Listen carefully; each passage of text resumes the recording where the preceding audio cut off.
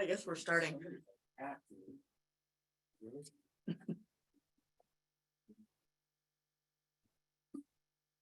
Hi, welcome all to a special city council meeting of the city of San Juan Bautista.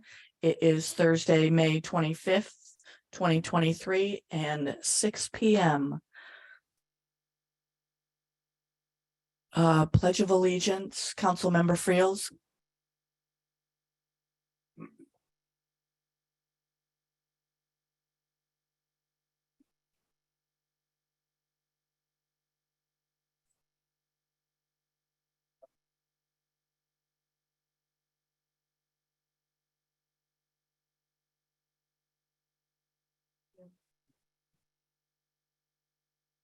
Thank you. May I have a roll call, please? Councilmember Friels, Here. Mayor Pro Tem Freeman, Here. Councilmember Morris Lopez, Here. Councilmember Sabathia, Here. Mayor Jordan. Here. Public comment. Public comments are restricted to items on the special meeting agenda. If you wish to make a public comment on an item that is on the agenda, please wait for it to be called. Public comments are going to be 3 minutes per speaker. Sorry, there's no general public comment. It's only on the agenda items. Hers is on it? Okay, yours is a budget item, so hang out for a while. No, that's okay. You don't have to do We'll take care of you.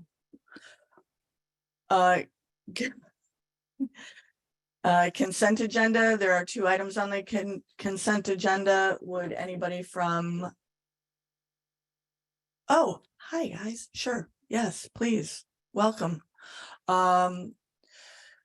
We have a new sheriff in town. We have a new deputy in town.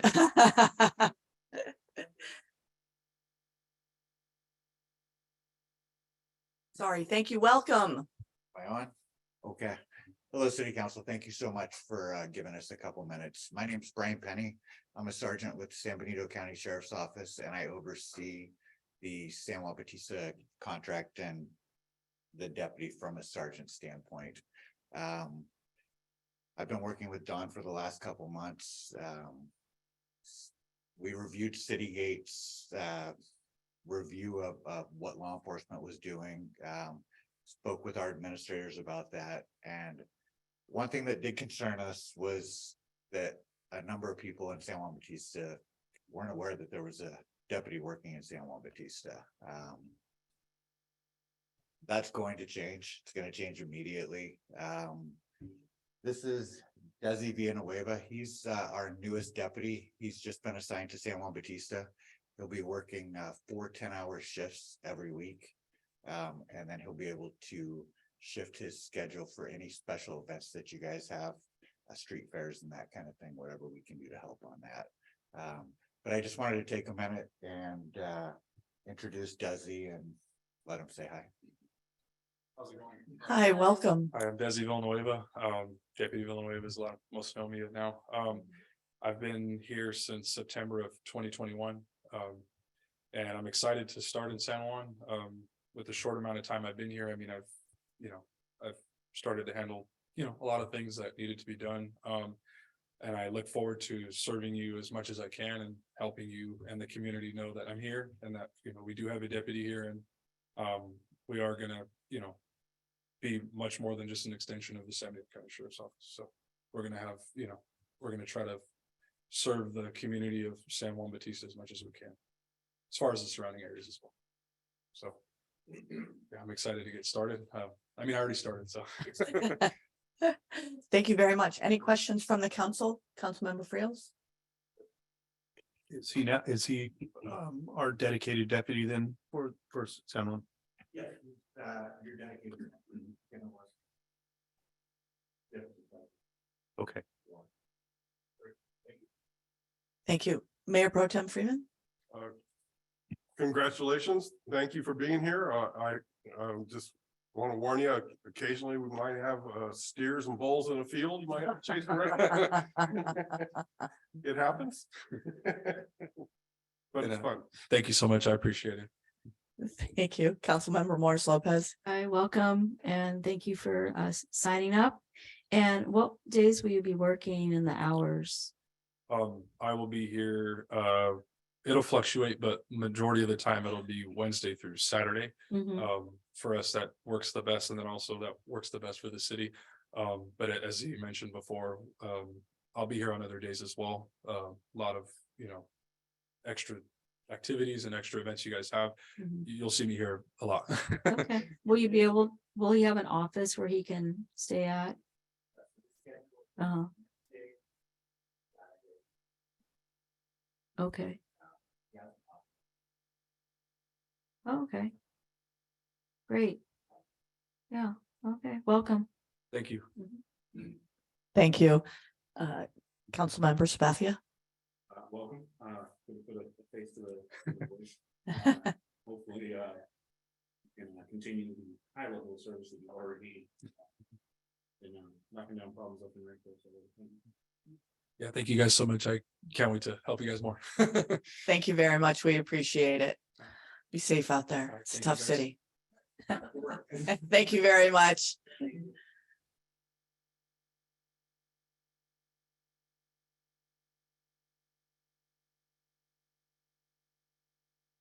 Consent agenda, all matters listed under this San Juan Bautista City Council consent agenda may be enacted by one motion unless a member of the city council or the public requests discussion or separate vote. Councilmember Friels. Mayor Pro Tem Freeman, Nope. thank you. Councilmember Morris Lopez, No changes. thank you. Councilmember Sabathia. Nothing for me. Thank you. I have nothing either. May I have a motion to approve the consent agenda? So moved. Thank you very much. May I have a second? I'll second. Thank you very much. Motion, excuse me, by Councilmember Morris Lopez, seconded by Mayor Pro Tem Freeman. May I have a roll call, please? Councilmember Frios. Mayor Pro Tem Freeman, Yes. Councilmember Morris Lopez, Yes. Councilmember Sabathia, Yes. Mayor Jordan, Yes. motion carried. Discussion item, review the draft budget and capital improvement plan for fiscal year 2023-2024 and provide direction to staff prior to adoption at the June 13th, 2023 regular meeting.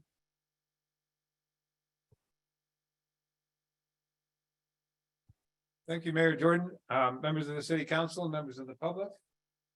It's my pleasure and my duty to bring the budget forward each fiscal year. We've been working on it since I'll say February and March, but in the form of strategic planning that initiated in March. And you'll see a lot of that reflected in the budget as the goal, my goal anyway for the city is that we have a clear understanding of the city's priorities so that we can then proceed to put funds towards them for implementation. One of the outcomes of our past strategic planning meeting was a draft vision statement that I have here on the screen. Because I think it's important to see the priorities of the city as we worked with this vision statement at that community meeting a couple months ago. Talking about preserving the city's cultural heritage and what a unique destination we have. And how do we preserve that moving forward? So that's a big part of the themes of the budget as we move forward. So I have about 26 slides, unfortunately. I'm sorry, it's long. Some of these are carryover from the last council meeting, so there's a few of them. But it just gives a little background for those who may be new to city budgets. It is the heart of our administration. It does guide everything we do, every bill we pay. It is a home for accountability where promise becomes policy. The city manager, city council form of government. The city council forms policies and the city manager's job is to implement them. And so we use the budget to implement these policies. So we're defining the community's most important policies and see if you see that when you review it with me today. Introducing new policies and testing them out is the purpose of having budget workshops. So there's some new ideas or as much as we can afford anyway. That's my goal to make sure that we are not overstepping our bounds in that regard. Wendy is on the phone, and she helps me in that regard. She's the city's CPA. Thank you for being here, Wendy. I hope you're feeling better. Thank you, Don. And we have two different kinds of budgets. Operational budget is what we use day to day. And it guides us through all the daily functions that we have administratively, from paying our bills, paying our salaries, and the routine maintenance of our programs and services that we provide. Capital improvement plans are different types of funding. They are one-time funding. So when you get a grant or you have a savings in a fund, you can apply those one-time savings and create your capital improvement plan. They're often multi-year and multifaceted. So the CIP budget doesn't end June 30th. A lot of it can be carried over into the next fiscal year. And that's really important to understand the difference between the two, because those themes are in the budget message and contained in these slides as well. The budget format, we build the format now not in QuickBooks any longer, but in the municipal finance software MIP. With our new chart of accounts this year was particularly challenging. They both came together in December, and Wendy and Veronica, our office assistant, worked really hard to make that transition. So we appreciate that.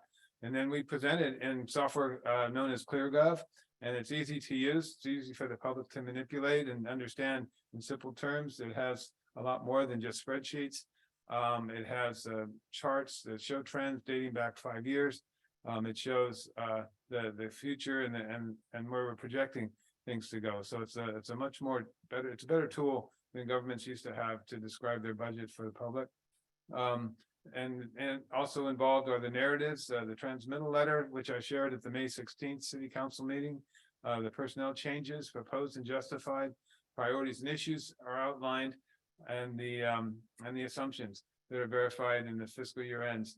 And until finally we get to the city's audit before Christmas, and that's where the ultimate accountability occurs. So those are the introductory highlights. And we're allowing a month for community outreach and consideration. And today's workshop is a public effort to do that. The operational budget is essentially built on assumptions from prior budgets. It's a balanced budget with stable revenues and expenditures. We have a new recreation component this year, as we are recruiting soon for a recreation technician.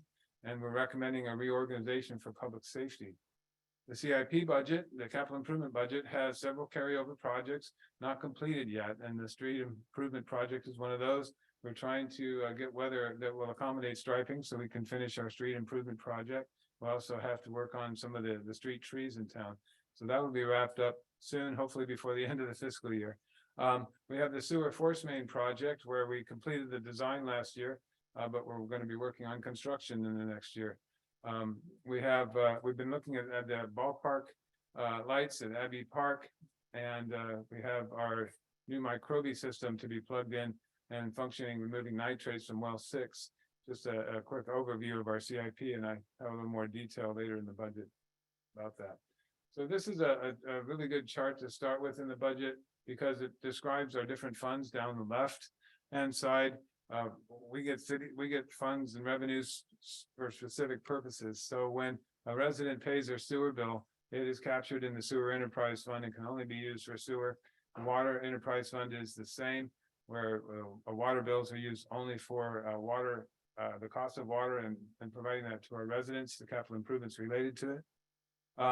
We have COPS as a grant fund that we use for public safety. We have our community facility district, Rancho Vista and Copperleaf, and we have our special assessment district in Valley Vista. We have been meeting with these districts. We met with Rancho Vista a week ago, and Valley Vista met with the city manager last night at the library.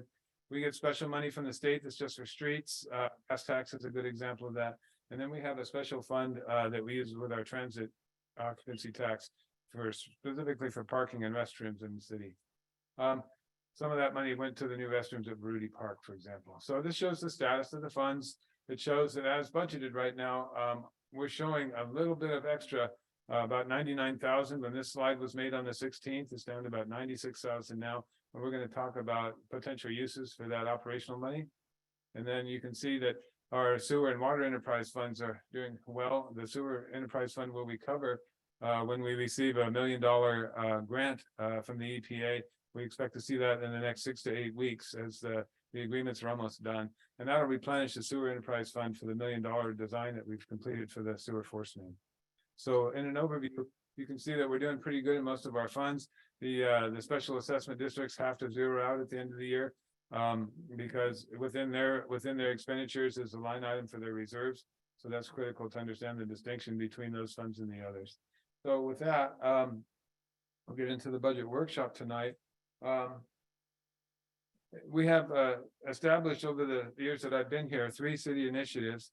I just wanted to review the status of those real fast. The 3rd Street transformation is CIP 2201. There's a $552,000 in that project because we recently applied for a $300,000 grant. So roughly $200,000 from ARP and general funds set aside for that project, and a $300,000 grant that's pending that will help fund the design of a multimodal patient center at or around the soccer field, 4th Street and the Alameda. But that's the whole idea of the grant, is to get back together with the community and see what works best as a multimodal transportation hub. It's a component of a larger economic development strategy, which I'll delve into later in the presentation. Second initiative is the Urban Growth Boundary Sphere of Influence project. We have a $107,000 balance out of a $200,000 budget. It is back on track. We met last week, and our next meeting is June 8th. Chris Martirana is the chair of that committee, and it seems to have a new life and new momentum. So I'm happy to report that to you tonight. The goal is to be heading towards a proposal to LAFCO and a general plan amendment. And so the funding is reserved in that fund to help with the LAFCO application and the SPECO work that's involved. The public safety grant is $200,000. Again, it's American Rescue Plan funds and general fund. And I'm receiving informal bids on security camera systems. That was determined to be the best use for those funds by the public safety subcommittee. And I'm happy to report that we have sufficient funding to begin this work. So as soon as I get 2 more competitive bids, I'll know that I'll bring forward a contract for the city to consider to begin installing a security system, camera system. So can't say I'm there yet, but I've already got some bids that are $200,000 budget. So that's really good news.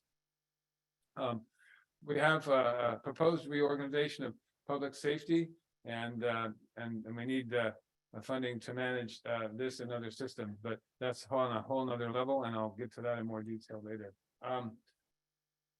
This year, as part of our strategic, we brought on board the nonprofit Citygate, and we did a high-level city administration reorganization. We did a public safety reorganization. And these have been shared and discussed not only with the community, but with the public safety providers and with city staff. The recreation program started this year, but we didn't have any funding for the programming. So that's a topic of tonight's discussion.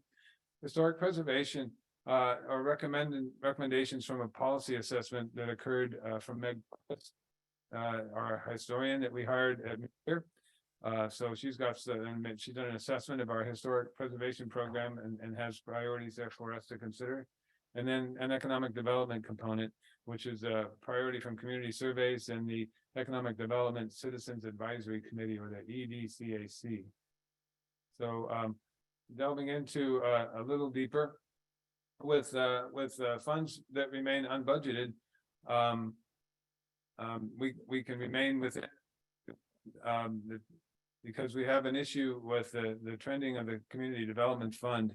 It's very common, and all cities do this, they subsidize development fund because community development activities are not always offset by development income of the long-range planning efforts. So when you dedicate your community development staff towards the active transportation plan or the housing element or the urban growth boundary committee, for example, that's where the general fund has to come in and subsidize. Some detail in my supplementary report about why that occurs and how it's trending. A lot of that because our development revenue is decreasing, the subsidy from the general fund is increasing. So we need to keep an eye on that. So that's a vulnerability that we have. But the city gate confirms that the general fund reserve of 3.1011, sorry, that should be 011 million, is more than sufficient. Our reserve policy requires 2.5 months or about $446,000. And it's not a concern to dip into that if we have some one-time projects that we want to get started. So we'll talk about some potential uses of some one-time projects later in the presentation. And then, of course, we use grant funds where possible.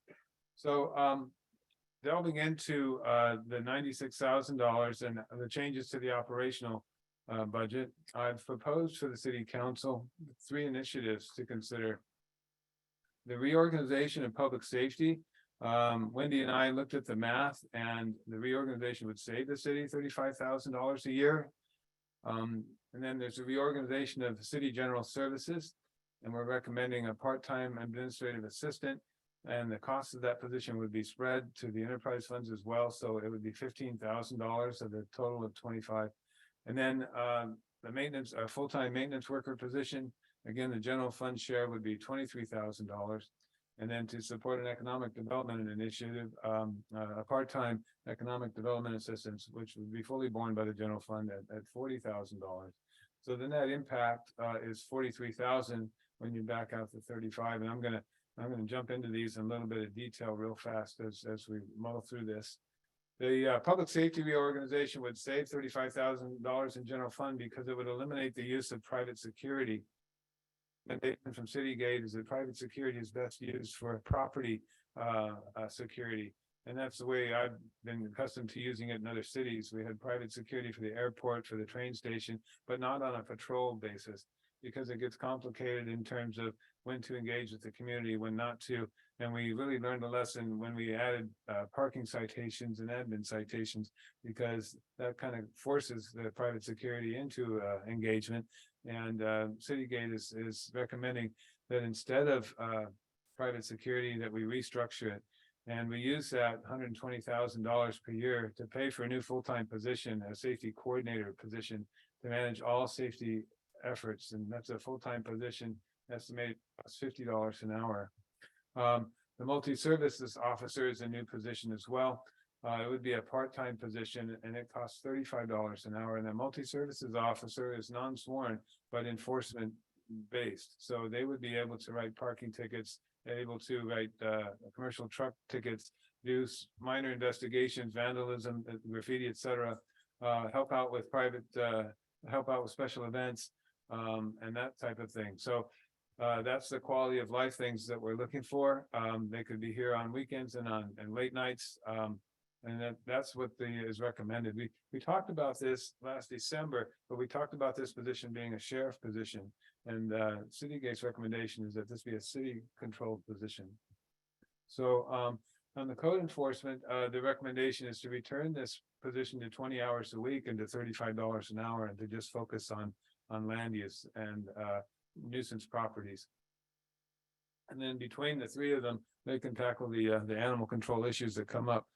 We've had a couple this week, as some of you may know, out in Rancho Vistas in particular.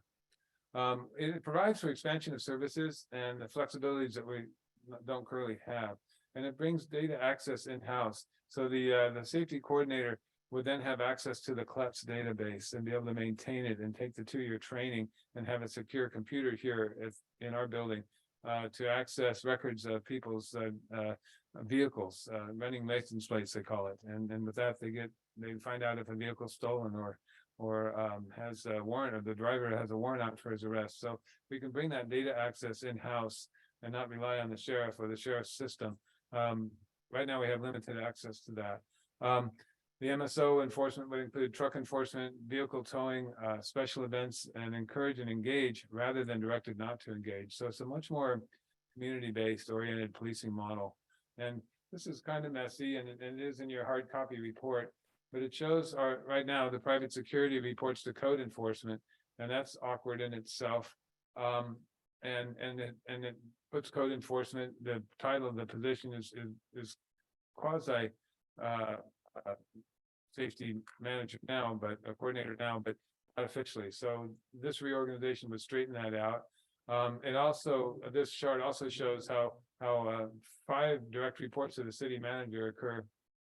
And so if there were any single incident, we would have to determine the fire sheriff as a single point of contact, and it's just more of a challenge to respond than in a model that is proposed by Citygate and supported in this organizational chart, where we have the public safety coordinator here in the middle, taking on all of these reports, and that is the preferred method. And when we talk to the sheriff and fire chief, they like the fact that we would have a single point of contact where the fire department, the sheriff, code enforcement, and the county office of emergency services would have a direct report. And also this new position here, the maintenance service, the multi-services officer. So that gives a front line for all of the services that we require: fire, law enforcement, animal control, emergency response, and special assignments. And special assignments are those quality of life issues, commercial vehicle enforcement, fireworks, parking enforcement, vandalism. So that's the proposal. I think many of you have seen that before. I've shared it with you before, but it's maybe the first time we brought it before the whole city council and the public. So that is the public safety reorganization. Should I pause? Does anyone have any questions about that?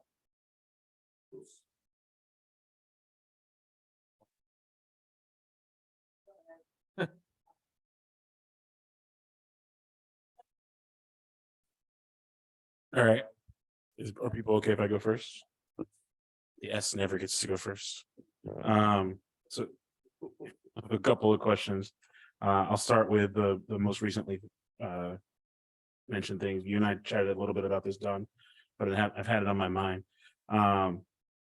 Just a couple of general thoughts. It seems to me like code enforcement is a subset of, or could be a subset of duties handled by this public safety coordinator and the multi-services officer. It seems like we might be able to roll up, as I'm looking at these duties, into those 2 positions instead of a third. Seems like a lot of people there. And then I had a question about if that multi-services officer could work with or report to the sheriff. I don't know how that could work, but it seems like they'd want to be very closely related. And then we don't currently have a contract for animal control. Could that also be something that gets addressed in this reorg? Just my questions and comments. Sure. Let me do my best. Pardon me. With the Public Safety Committee, we explored animal control, so I'll take them in reverse order.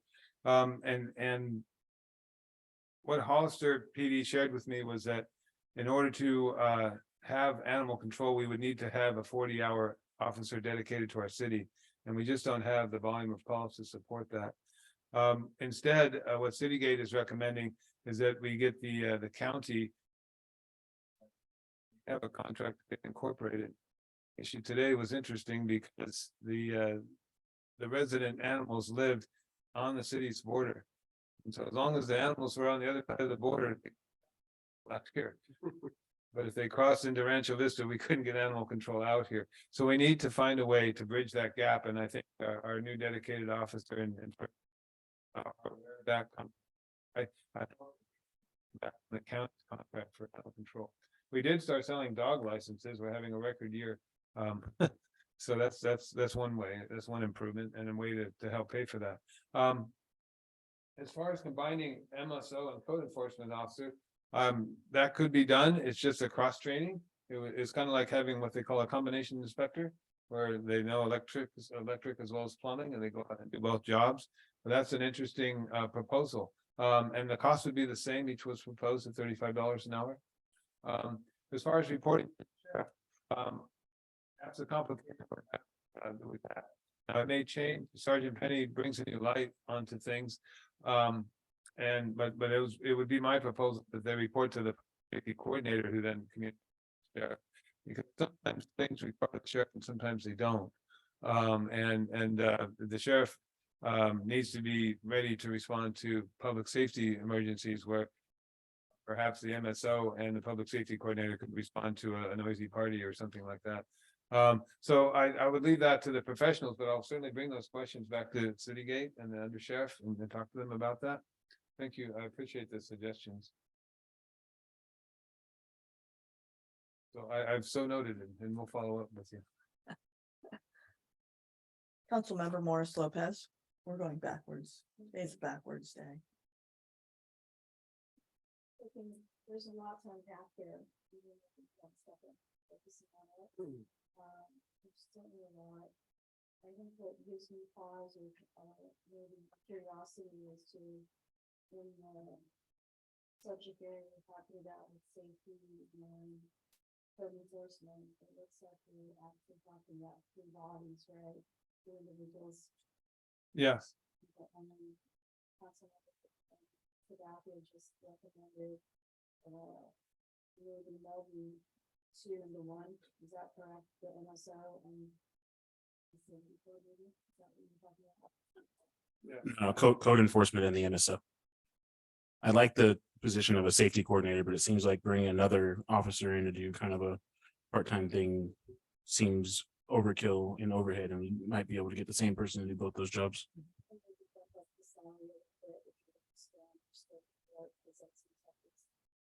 Goes from safety issues to code enforcement, and this code enforcement, also in zoning. Yes, and it so does, that's it does. Other follow-ups. Yeah. It would require cross training, yeah. Right, so maybe just a little bump in that might be a little bit more attractive to get a person who wants to do that. And then the one thing I don't really need more information because I don't see how we would be in charge of bringing this data system that tracks illegal cars and stolen cars and license plates. That seems more law enforcement. And I'm kind of uncomfortable about it being your house and city hall and managers. Even if you said it was the safety coordinator. Right. Right. You're not even on.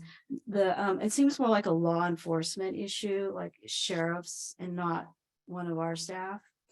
So I'm just kind of concerned about that function of bringing in that data or software and who would manage it. It just seems over and above these other personnel that we would be managing. Seems more like a police badge officer type of stuff. And there's a whole lot before I'll have to catch up, so I'm going to pass for right now. Thank you, Mayor Pro Tem Freeman. Yes, thank you. Looking at the chart here, Don, under law enforcement, I see vehicle code enforcement and administrative code enforcement. And then over under special assignments, under multi-service officer, I see commercial vehicle enforcement, parking enforcement, and also fireworks and vandalism and simple investigations. I was wondering, the vehicle code enforcement, are we talking about such items here as running stop signs, speeding, DUIs, stuff like that? Yes, yes. Okay. That could lead to arrest or similar. So those have to be done by a sworn officer, basically. Yes. Yeah. Okay. The municipal code enforcement, I would think that we could slide that under the multi-service officer and leave the sheriff to do more of the other things, which are far more law enforcement oriented anyway. To me, I was just thinking about that. Right. I'm not sure how much a new deputy wants to really do municipal code enforcement. Right, that arrow is maybe hard to see, but it's pointing towards code enforcement. And Okay. for Councilmember Sabatia's idea, it would be just a different MSO, I guess, or a different part-time or the same single full-time. Yeah, but well, I would be very supportive of that and taking it out of the sheriff's domain. Uh-huh. Other than that, and I would be supportive, because I think the major problem with all of local governments right now, including San Juan, is the hiring of good people, period. I fully support EJ's idea of putting it in, making two into, or three into two, excuse me. We would have an easier time filling two people than three, you know. Thank you. Thank you. Councilmember Freels.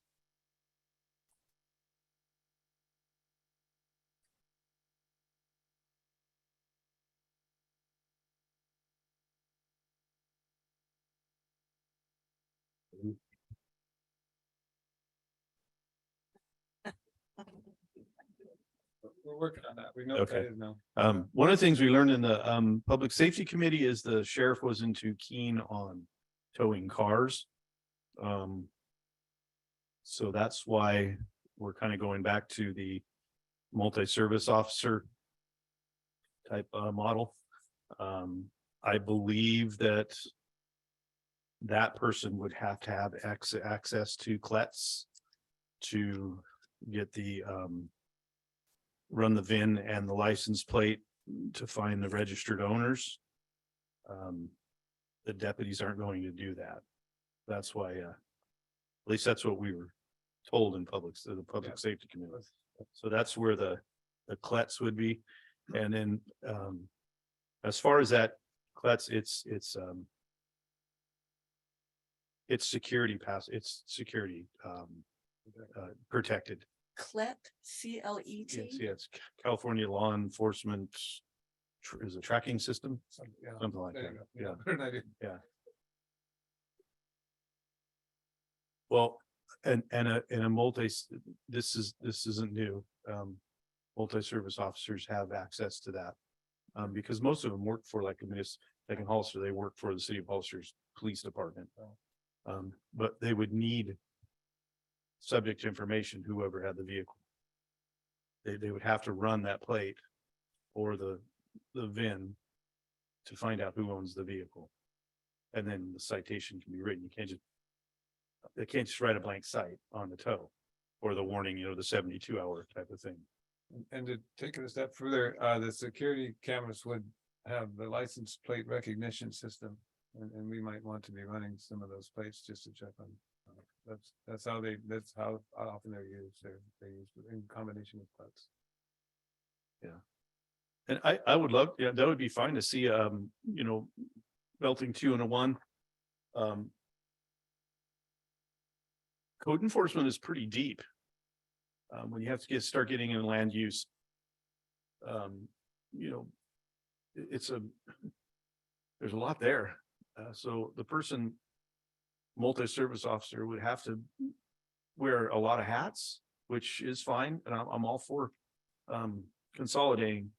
And I do agree with what Jackie said. We probably have to bump it up again, and then it won't be I don't think it'd be a part-time spot. It'd have to be a full-time position. So that's just my 2 cents on that one. I'm totally okay with it. Moving on from private security. And then I had a question. Oh, you acronym ARP. American Rescue Plan. Oh, thanks. Yeah, we got about $500,000 and we're still. Okay, I gotta keep, I have to ask acronyms. I'm sorry. No, that's okay. There's a whole bunch. And you've mentioned some of the road work, some of our, Well, we'll get into detail on that. get into detail. Okay, Sure. cool. Yeah. I've got a question on that one. Yeah, the capital improvement programs, the last few slides. So we can delve into that. Sorry. The reason I proposed 2 part-time positions there was for flexibility.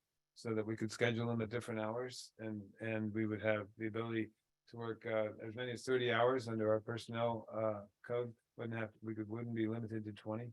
And you could have 2 working on a special event instead of just 1 person. So it's something that we can talk about further, but that was my thinking. Yeah,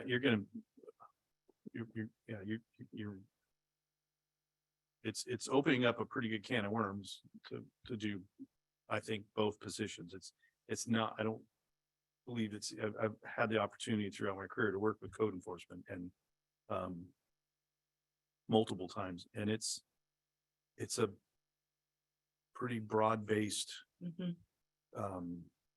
position, and then the multi-service officer is also pretty broad-based and also, you know, has to be basically our front, they're the face. Yeah, uniform, Mark Carr. Yeah, they're the face of, Mhm. you know, community service, so. It's a lot of work, it'll be a lot of work, that's why I don't think that I think maybe a little more money would, I think you're exactly right. And then I'm sorry, I was highlighting as fast as I could here, I didn't get a chance to.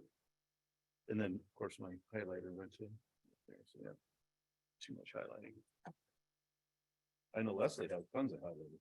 I have all the colors you need. Okay,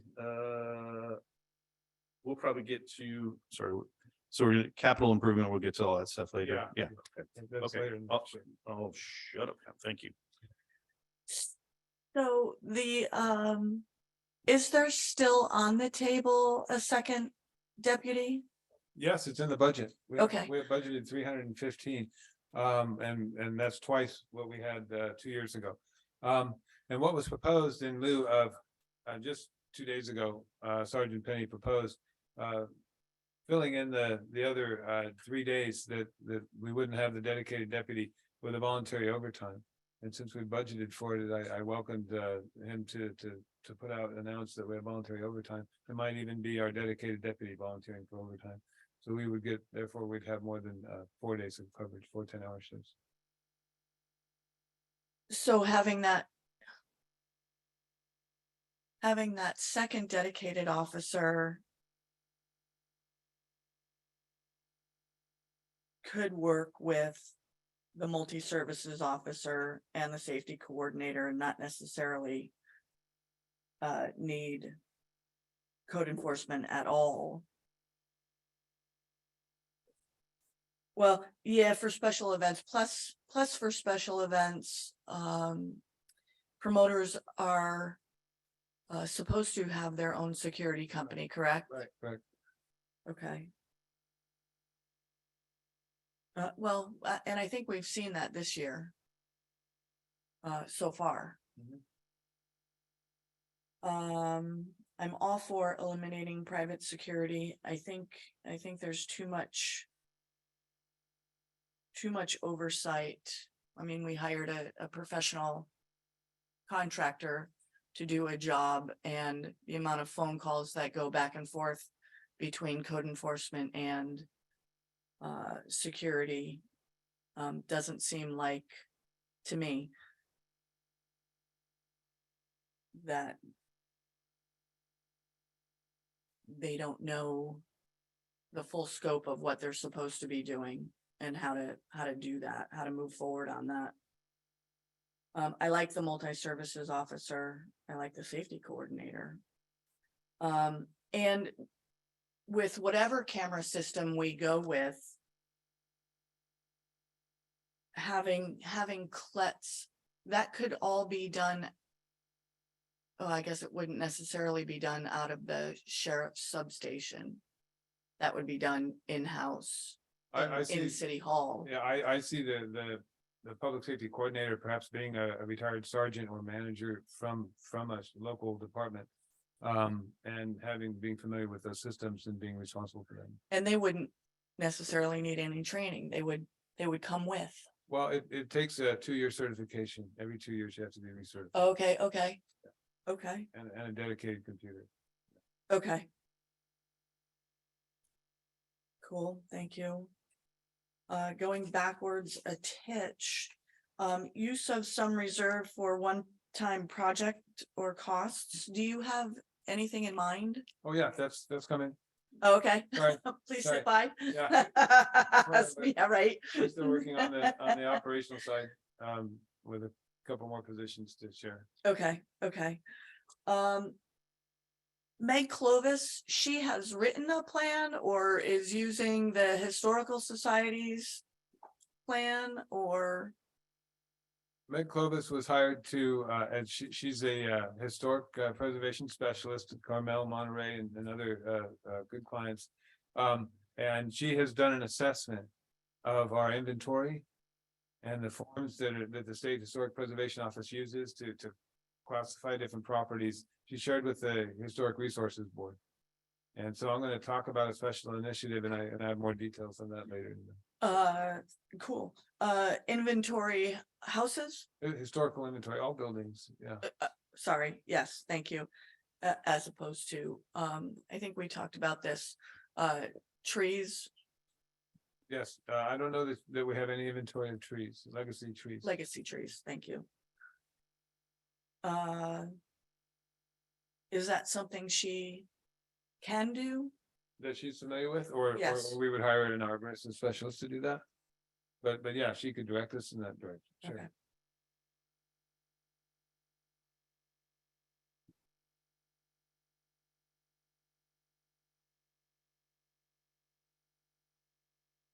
And the multimodal transportation hub grant, that's just for the plan, correct? That was the 300,000 Yes. for the grant for the plan. Right, Okay, right.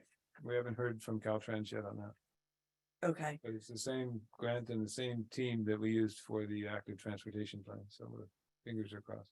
cool, okay. Great, thank you very much. Questions, comments, concerns so far from Zoom?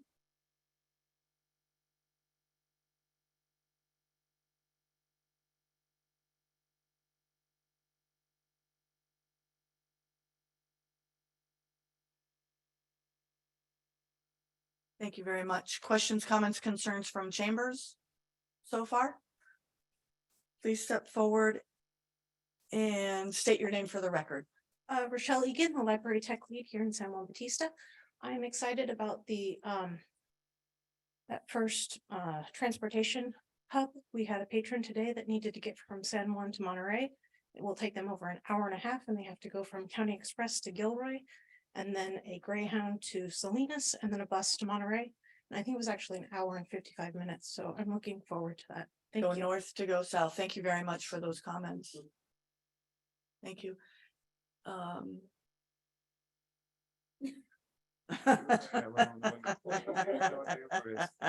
Okay, yeah, let me get through these, so, Thank you. That's the question, is this public comments for just the specific security issue or can we comment later?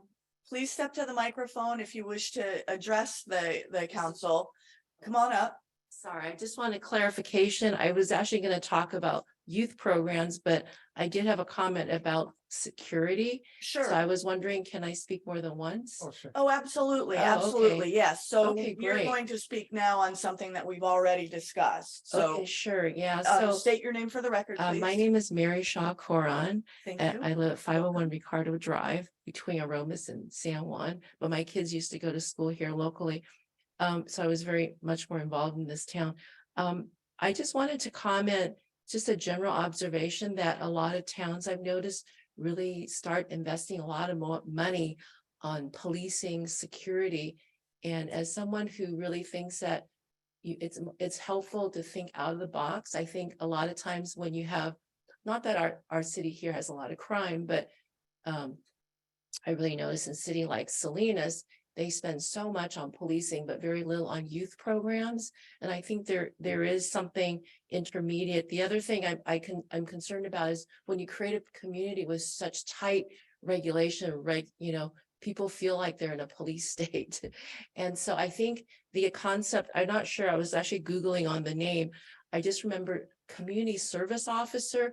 Cities have alternative ways of policing, and there's something more intermediate where someone is more of a community service officer. It's a better name than a community security officer or private security. You see what I mean? It's just a lot of it is maybe a perception, but from a community as a resident, although I don't live in town per se, but my general feeling is when you're being policed, it's a different feeling than if you have more of a liaison, a community service person who's working with the community to try to resolve issues. And I was just Googling and it's a yeah, so anyway, I'm not an expert in this area, but I just generally feel that the public, some elements of the public, especially maybe minority groups, feel like sometimes they're just being policed too much. So if you just start layering on more, first of all, it's a very expensive proposition. I believe I looked into this. The city of Salinas spends 40% of its budget on policing. And I was like, why don't they spend more of it on, I know, because they say, oh, we have all this youth crime. Why don't they spend a good chunk of it on youth programs? Anyway, it's just a thought. Or the other one is, you know, there are cities, and I haven't done the research on it, you could do that, that there's, you know, community liaisons, even maybe people in your own community who might even do some of these things as volunteers or something. It would really be great for your budget. But I'm just thinking, think out of the box, and also think about the fact that citizens may not be that comfortable with being in code for having so many code enforcers and, you know, people going around ticketing. I mean, not that it's sometimes it's necessary, but it's just a thought. Thank you so much for your time. Thank you very much. City Manager. Okay, thank you. Reorganizing general city services.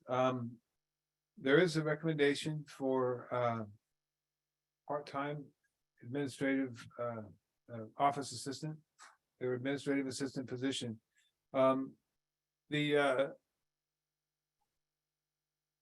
The city council has asked that we look at the role of the deputy city clerk because it includes the role and responsibilities for the administrative services manager position that we used to have. It's a 5-page job description. It's very long and complicated. In addition to the clerk duties, it includes human resources or benefits management and risk management. And there's also a desire from Citygate, as reporting from their surveys, and improved communication between City Hall and residents. And there's also a desire to safely open City Hall from 4 hours a day to 8 hours a day. And that would allow accounts receivable to safely prepare the daily deposit. And that was also a recommendation from Andy Green and Citygate that they need a secure place to do that. And right now we lock the front door so that can happen. So there might be a better way to do that. So this additional assistance in the office would help us step up to these different priorities that have come out in the citizen survey. And that's why we're recommending an administrative assistant. Of the $96,000 we have there, this would impact that general fund amount by $15,000 because we can share the costs with the enterprise funds. And so this was a recommendation from Citygate that we're bringing forward tonight in the form of a new part-time position to help in the city offices.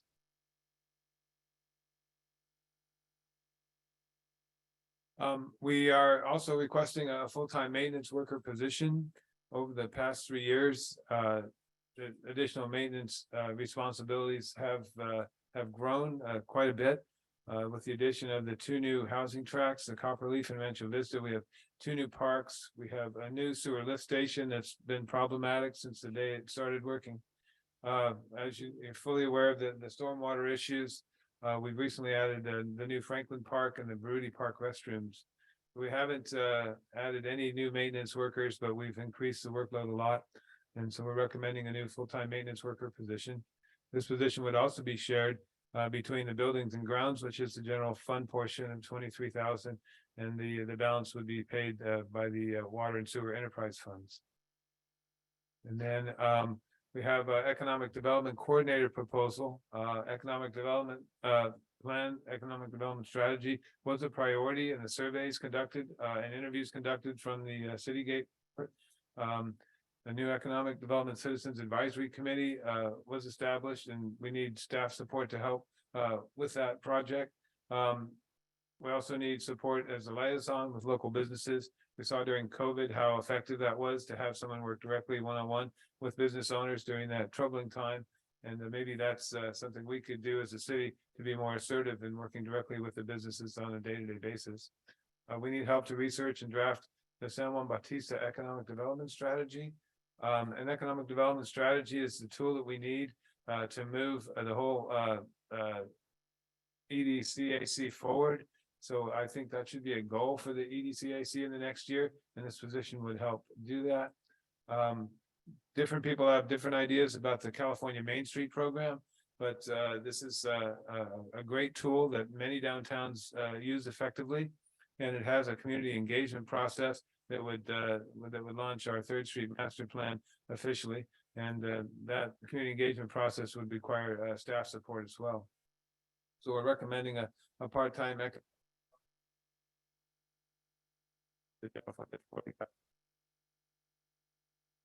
hopefully this would be an experienced person, maybe retired person that could help support the assistant city manager in economic development focused efforts.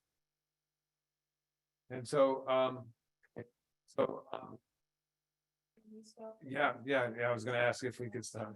It's way too much. Thank you. Just Yeah, Questions about the camera. great. The cameras are approved, a little bit going backwards. Talked about cameras, and I do appreciate the speaker. Can you please speak into your? I'm sorry, I microphone? do appreciate the speaker because I was wondering about the cameras. I'm gonna just go back. If they've been approved, because I get the sense too that too much policing and supervision, it just kind of makes you feel like 1984, Big Brother's watching. We are such a small community, and I wholeheartedly agree with the sentiments of the woman that just spoke, Ms. Shaw Coron, a little bit, that we are such a small town. Maybe a title like a community liaison or something, but it just seems like a lot of policing. But moving forward to the items that we're talking about here, it just seems like there's part-time administrative assistant or economic assistant for 40 grand. And yet we're talking about safety and code enforcement and emergency with a part-time 35.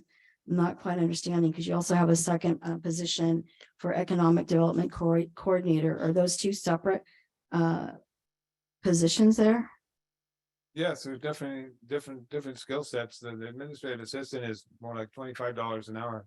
No, I'm talking about, you're recommending a part-time economic development assistant when you're talking about economic development coordinator. Is that two Oh, different? I'm sorry, no, I'm not clear on the title. That's my fault. So it's not two different workers? No, just one part-time position. I'm sorry. Okay, and then would they be working then with your assistant city manager, who I'm understanding he is the economic or business development coordinator?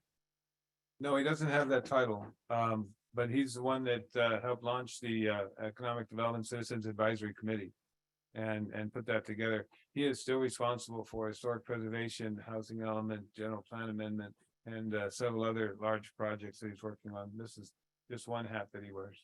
But he's not economic development involved in any way. Well, he is, because he's the only staff person we have to manage the Economic Development Citizens Advisory Committee. So then this individual would be working underneath him, answering to him, or answering to you? That's a good question. It could be, I don't know, what is the council's? I think we need some job descriptions here so we can see who does what, who's on first, who's on second, so we can I can make a sounder decision as to what you're asking for and what really is needed and what's overlapping. Okay. Thank you. And an org chart. We'll get you a comprehensive org chart. And I'm sorry, in regards to the cameras, just for clarification, council member, I'm soliciting bids right now. So the council will ultimately make the decision on that in 6 weeks or so. Hopefully by July. Bids for the license plate. For cameras, Cameras. so for Yeah. license plate reading. Where would they be placed? In conversations with several people, including the chief of police in Hollister, he sat down on the back of a napkin and you gotta get the 3 entrances into the city. So you gotta get the roundabout, Monterey Street and the Alameda, for starters.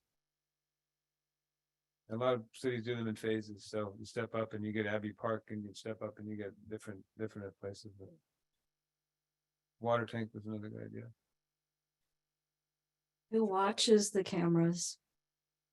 Well, that's part of why I haven't jumped into this. I would like to say that our public safety coordinator would at least work with the vendor to watch the cameras. But the vendors are more sophisticated now, so that we don't have to manage the data. We can say we had an incident at this time on this day, and they can go find it for us in hours and hours of recording and send us a 5-minute clip of the vehicle that came through the intersection, that type of thing. So yeah, it's a much more sophisticated and user-friendly system than it was 2 years ago when we first started looking at it.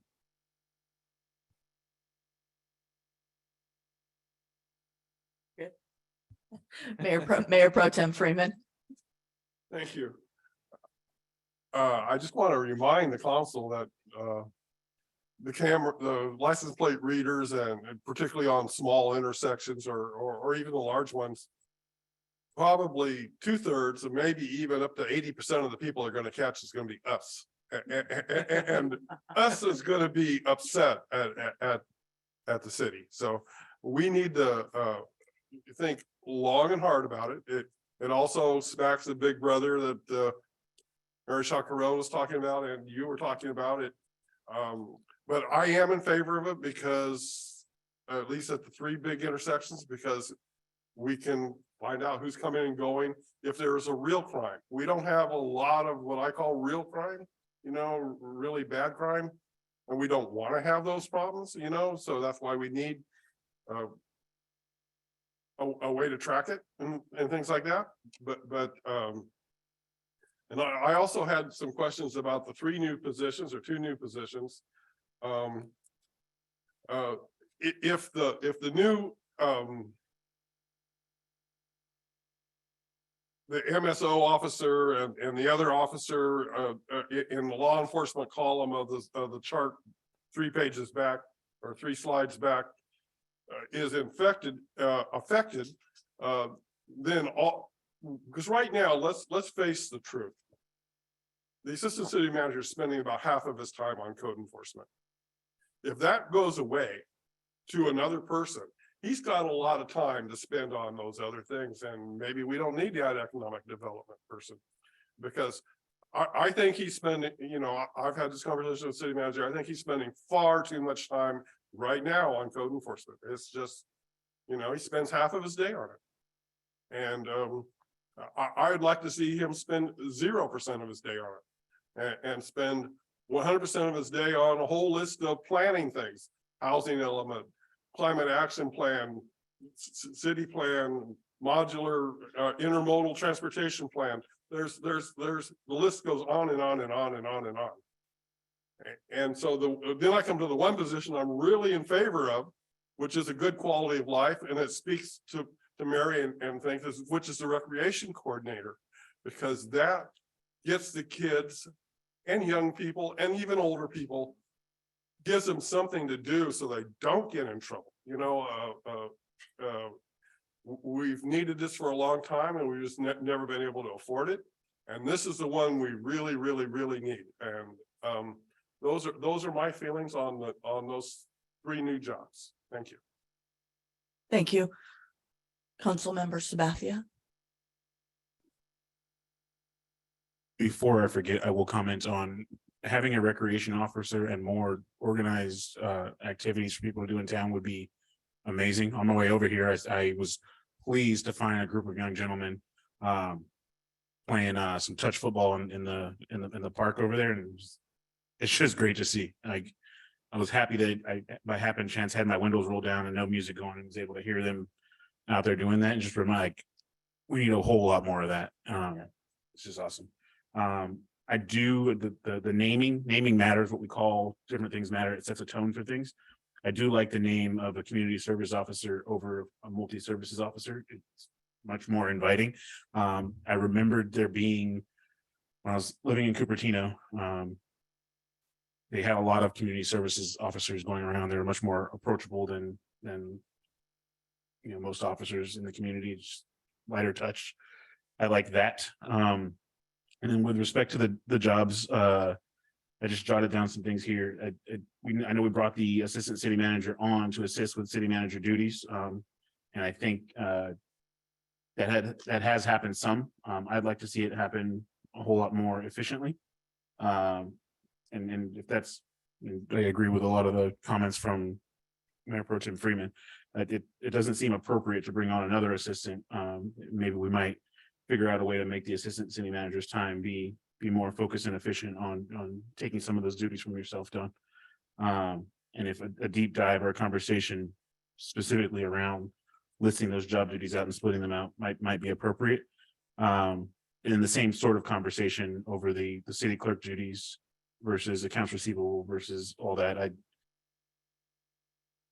I am done patiently waiting for us to increase our hours at City Hall. I really would like us to bring some action into figuring out how to get that done. I think that concludes most of the thoughts and notes that I had over the last few slides. Thank you. Councilmember Friels.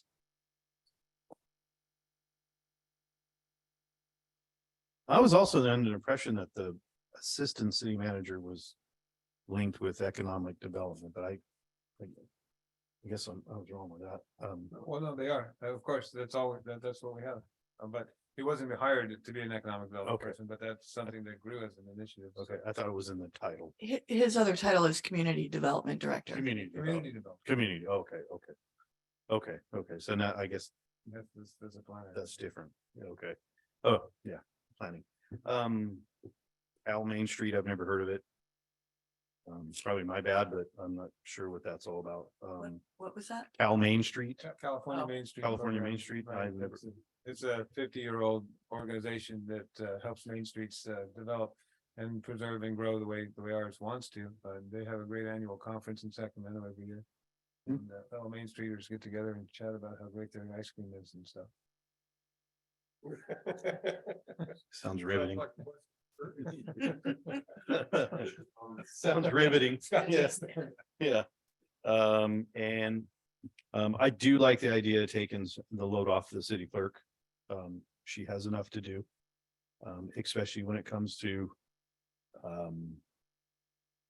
records requests and things. Some of those can be quite lengthy. And then City Hall, yeah, it'd be nice to have City Hall open a little bit longer. And I understand the safety issues.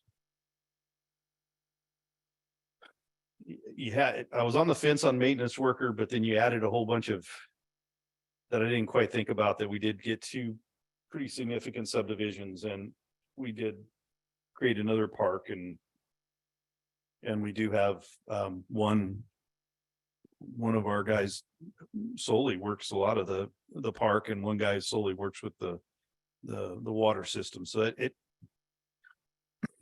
makes sense. I just remember as a kid, there was only two. For 20 years, there were only two guys that did it all, but they were pretty worn out too. Yeah. They quit or die. But we didn't have all these state gobbledygook though. So nope. And that's I'm looking forward to the rest. Not really. I know. We'll get through. We'll get through it. I'm sorry. Did you want to ask the public for comment? No, can I make some first? Oh, sure. I'm Thanks, sorry. man. My turn.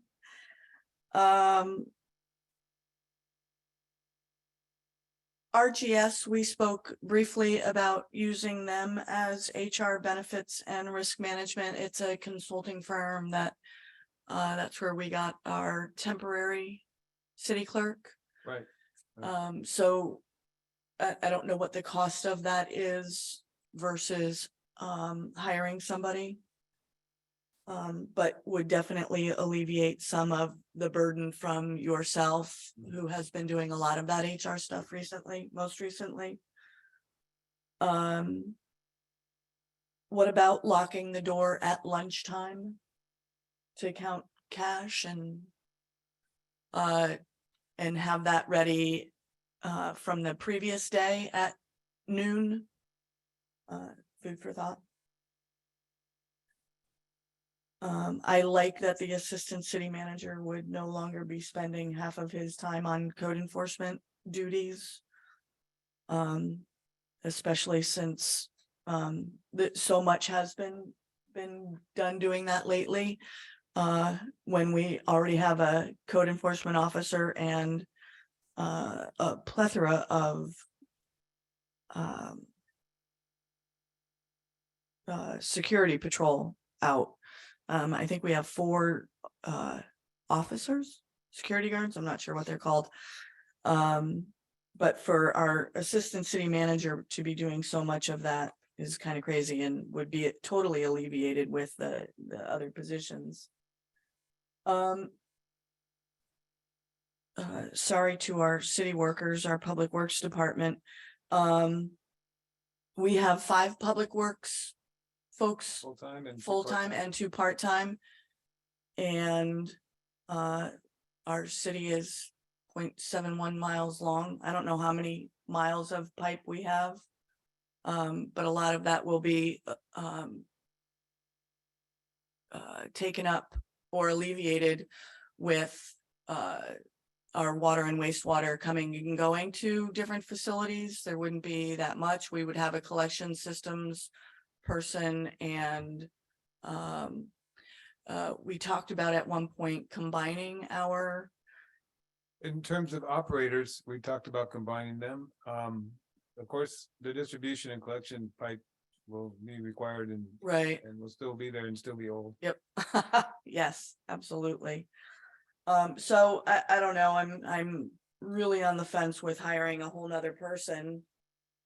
When one of the parks that we have hasn't even been used yet. And just found out that there's a gazebo in Valle Vista that nobody uses. They all asked what it was for. Oh, It's the same. It's they the don't, same. they don't know that. It's the Creek same. Bridge, Creek Creek Bridge Bridge, is- it is Creek Bridge. Creek Bridge is Yeah. the developer and. That we just did the little, they're all like, why do we have to take care of that? And wait, does the rest of the community get to use it? And yes, the rest of the community does get to use it, and apparently we do. Yeah, I was a little, sorry, hesitant about that. I could be persuaded. And I think that was it. We went back and forth with cameras, but part of my thought with having the cameras was that depending on what we go with, Hollister is using 2 of the cameras that our city manager is looking at. Yeah. So to have communication coming to and from Hollister would benefit both of us. I think we had that incident a couple years ago. Right. And thank goodness the state parks were here and saw them go in that direction. Where if we had the camera systems in each entrance and perhaps at the water tank, there would be better communication between Hollister PD, the sheriff's office, and the city. Okay, questions, comments, concerns on Zoom? Thank you very much. Questions, comments, concerns in chambers? Come on up. Please state your name for the record. My name is Armando Venegas. You all know me. As far as bringing someone else on to Public Works, I think we have a good crew already. And we are meshing, everyone is being cross-trained for water and sewer and other issues that we have. There's always a broken pipe, there's always a pothole, there's always the lift stations that need attending. But I don't think we really need another person. We just hired a guy named Brian, and he's good, he's really good. But we're also still paying Elliot Gill for 3 months and nothing's been done with that. Just bring it up. Thanks. Thank you very much. Absolutely. Quick question. I know we said we have several full-time and then some of you guys are part-time. From your opinion, being boots on the ground, would giving more hours to some of those part-time people be a better spend of money as opposed to bringing on another person? Yes, but as far as, okay, the guys who clean the bathrooms, we have a guy, he's excellent. Francisco, he cleans the bathrooms, he does, you go in there, he works for the hospitals. So if we could get him to do more hours for the city, that would be awesome. Our other part-time guy, Carlos Figueroa, he can only work so many hours because he's getting his Social Security. So for what we have right now, we have a great crew. We work well together, and we just we try to get as much done as we can. And I think we're doing a pretty decent job. I think you guys are doing a great job. Thank you very much. We appreciate you. Yes, absolutely. Come on down. And again, sorry, I'm going to repeat this every time you step to the podium, but yes. if you would please state your name for the record. Mary Shaw Coran. I couldn't help myself. I work with a lot of volunteers. Our nonprofit is all run by volunteers, a lot of retired teachers. So one of the things I always worry about is when a city keeps hiring, what if there's a recession coming?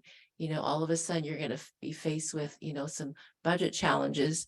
And I also think that a lot can be done, creatively by looking at the community itself. I mean, my own group is totally volunteers. I think a lot of people in your community would be willing to help. I was in Santa Rosa for 3 months recently, taking care of my brother with cancer. And I walked this park every day with my husband. And I was really struck by this volunteer. She was there full time, and talking to her, she just volunteers maintaining this park in Santa Rosa. And she wants to aspire to volunteer in other parks. So it's kind of like a stepping stone. And I was just thinking, I mean, people may not be that dedicated. She actually moved there as in a little camper for like several months. But I just think that in your community, like a Copperleaf, where maybe there's just some maintenance or, little work that can be done by the community itself.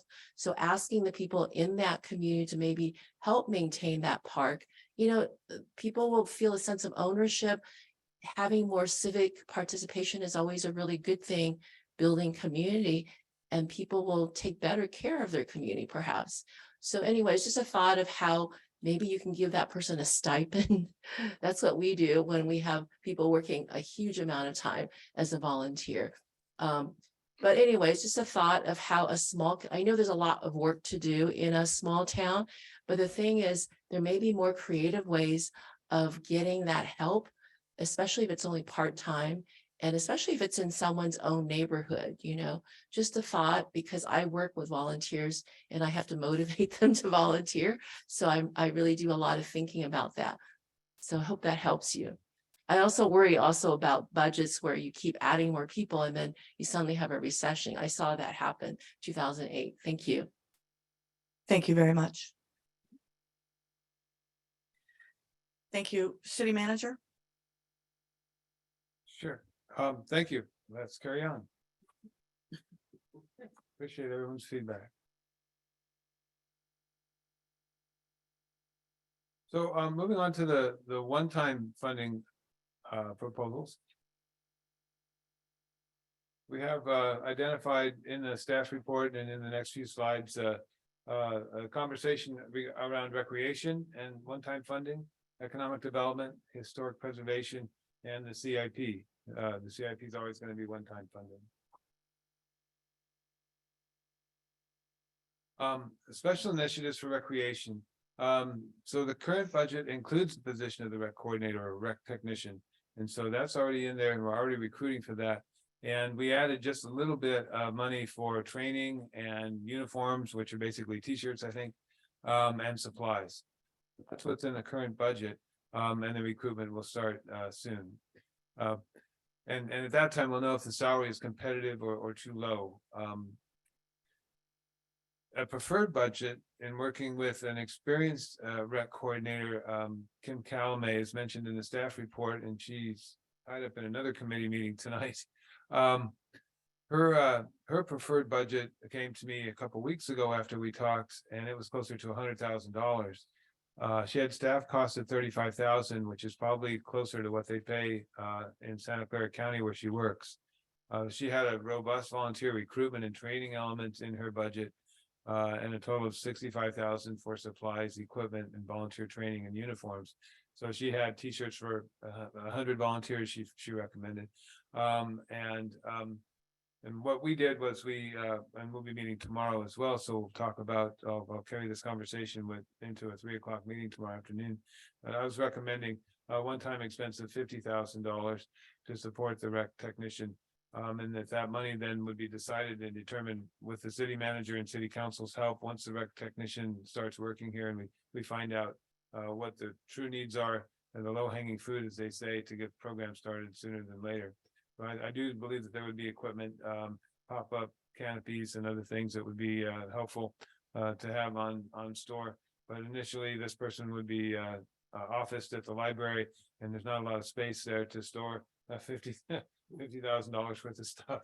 So we need to work out the logistics. So the recommendation is To just have $50,000 set aside like we did for the, we set money aside for the public safety program, and this committee came up with options for the council to consider, and that's the way I was looking at this proposal, to have a recreation initiative so that we have adequate funding. So I appreciate Kim's help in that regard, as this is what she's been doing for a living for many years, and her expertise is really helpful. The second one is the economic development. And this gives you some ideas of the programs that we could use to help expand an economic development initiative. Again, working towards a unique San Juan Bautista economic development strategy. City staff to become members of the Cal Ed program. There's a 4-day boot camp training that is offered through California Economic Development. And our staff could be certified and have the ability to train others. So that would be really helpful to bring economic development as a profession into our city hall. Again, joining the California Main Street program. There is a program that they offer, a community engagement piece for $15,000 that would help launch our 3rd Street master plan. And that's where the part-time position could help staff that intense community engagement piece. And then sponsor the Economic Development Citizens Advisory Committee to attend the annual conference. And that conference is coming up in Los Angeles, June 21st through the 23rd. If the council's so okay with it, we would invite at most 5 members to attend in Los Angeles this year, and budget $5,000 for 5 members to attend next fiscal year. So this is another $50,000 initiative to help kickstart our economic development program. Then historic preservation. This is, I promise we dig deeper into this. Meg Clovis, our historic specialist, is already budgeted for in the operations budget. So it's already accounted for in the current draft budget. And she's conducting an assessment of city programs and policies. And there's something called historical context statement that she suggests that we rewrite and update. And it puts the framework and the lens of San Juan Bautista in the nature of its historical context, and it's updated to be more holistic and include a longer span of time to include Native Americans and other important contributors to our history here in San Juan Bautista. And then update the historic inventory with this new lens to include cultural remains and other important artifacts and places in our city, aside from buildings, because it's really important as development comes that we know where these cultural resources are. And then update the historical preservation ordinance. We're asking for $25,000 for this initiative because Meg was confident that we would be eligible for a $40,000 historical. It's a local, LG stands for local government, the CLG grant that she can get, help us apply for. So that would help fund our historical preservation effort and reboot that program for us in its integrity. And with that, before I jump into the capital improvement program, does anyone want to talk about those issues? Thank you very much. Councilmember Friels.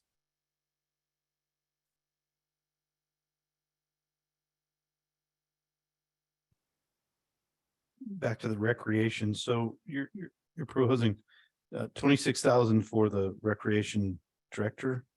That's already budgeted. That's budgeted this Yeah, fiscal year, yeah. and it's in next year's budget. Okay. And then $50,000 for supplies. Equipment, volunteer training, and uniforms. So I don't know that that's what we would use it for. And I was taken back, and sorry, Kim can't make it today, and I'll talk with her tomorrow and we can delve deeper into this. But yeah, it seemed like a lot of money. to me. That's a ton of money for t-shirts and folding chairs. I don't. Wow. Okay. I 60 when I saw the 65,000, almost fell out of my chair, and then I was like, oh, we're not really cutting it by much. The rest makes sense, I think. Yeah. And I can't say from somebody who did sit on the historic resource board, I wish we could have had Meg Clovis a long time ago because it would have solved a lot of arguments and a lot of speculation. Our historic inventory was pretty much done overnight by a woman about 25 years ago, 25, maybe about 25 years ago. So I don't know how detailed it really turned out to be, and it's all we had. So it's important for our town. And and then the update is fantastic. So that's all I have. Thanks. Thank you. Mayor Pro Tem Freeman. Thank you. I did have a question on the historic specialist. She has a $50,000 budget. It's already in the budget, and then I see there's one-time general reserve fund of 25,000 and a $40,000 CLG grant. If she gets the grant, the 40,000 plus the 50, or my simple math, makes 90. And then if we, I assume that the general reserve fund of 25,000 is a transfer from the fund to the historic, so that would make 115,000 altogether, correct? Right. And that's the amount of money needed for her to do all this work? Yeah, it is a lot of work and it would span more than 1 year. Okay. I believe. So that's really a 2-year expenditure? Most likely, she's only one person. Okay, Yeah, the inventory itself could take 8 to 9 months, I would think. so we could essentially, to be fair on the budget, we could divide it by 2, 115, be about 57,000 a year instead of whatever, some 90 or whatever it is, 115. So at 57,000 per year, that I'm a lot more comfortable with that than 115. Okay. At one time. Yeah. I don't know, does the council agree to reduce that? I like that we have somebody who can do math on the fly like that. I appreciate that. 57 looks a whole lot better than 115. I mean, if we're spreading projects over a 2-year period. Curious what that money is budgeting for her contract hours. Yeah, it's a contract hour. Product, like a report. Oh, yeah, no, you Yeah. get an updated inventory and you get an updated historic, what's the word they use? And Brian's on the call, we could talk to him in detail. This historic contact statement is what we need as a document to use. We applied for one of these local government grants, a huge grant, several $100,000 to help our property owners, and we failed miserably because we didn't have these components to include in the grant application, so. She would be writing that grant, right? Yeah. Okay. Yeah, Project writing, ordinance revisions as well. and when she goes out and inspects the historic inventory as well. Right, So right. Yeah, so it's product, I mean, I'm looking at the money, but I also have questions about what do we get for the money that's in the red?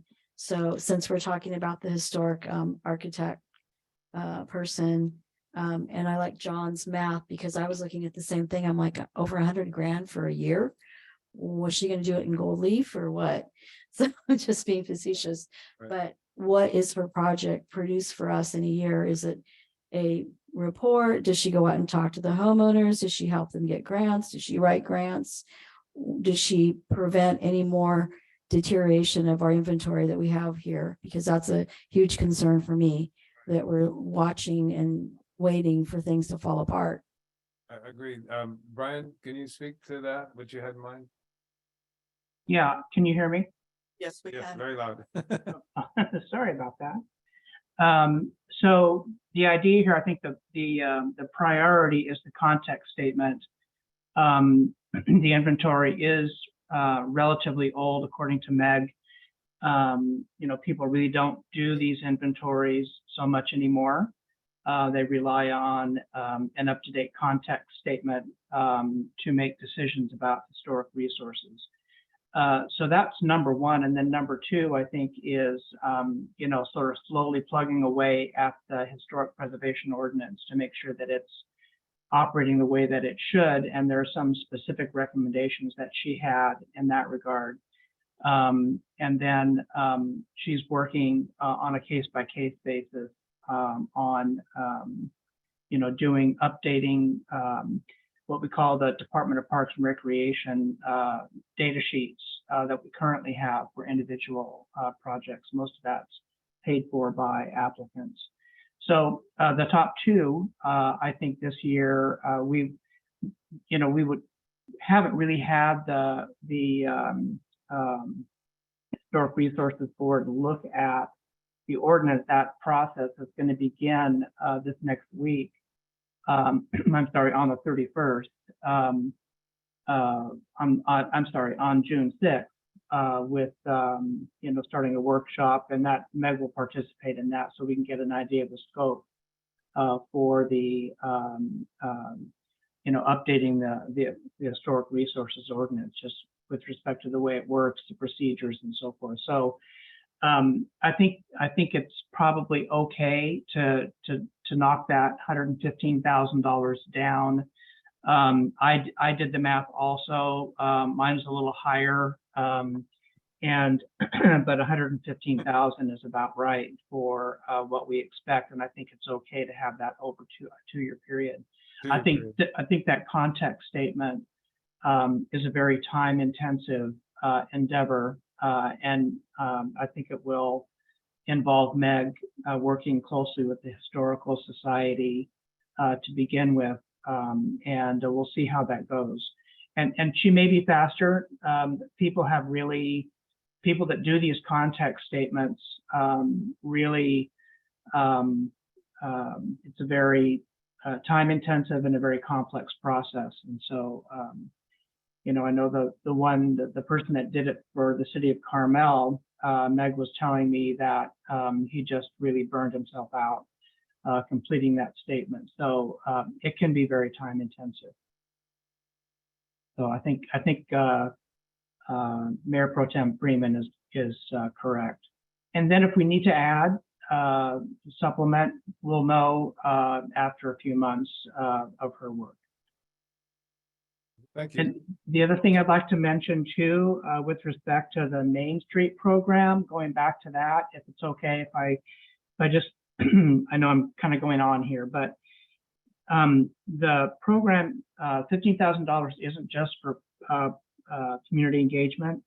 It's also to do community engagement, to prepare an overview, an economic development overview of the city, to do data collection and surveying for data that's relevant to the city's economic and health, to identify unique aspects which define our community character, and then to write a report.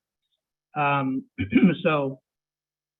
then to make some recommendations for particular projects that the community would like to see happen, and get those projects prioritized. So it's a little bit more than just community engagement. It really is the full range of things that California Main Street has to offer to get communities ready for kicking off those projects.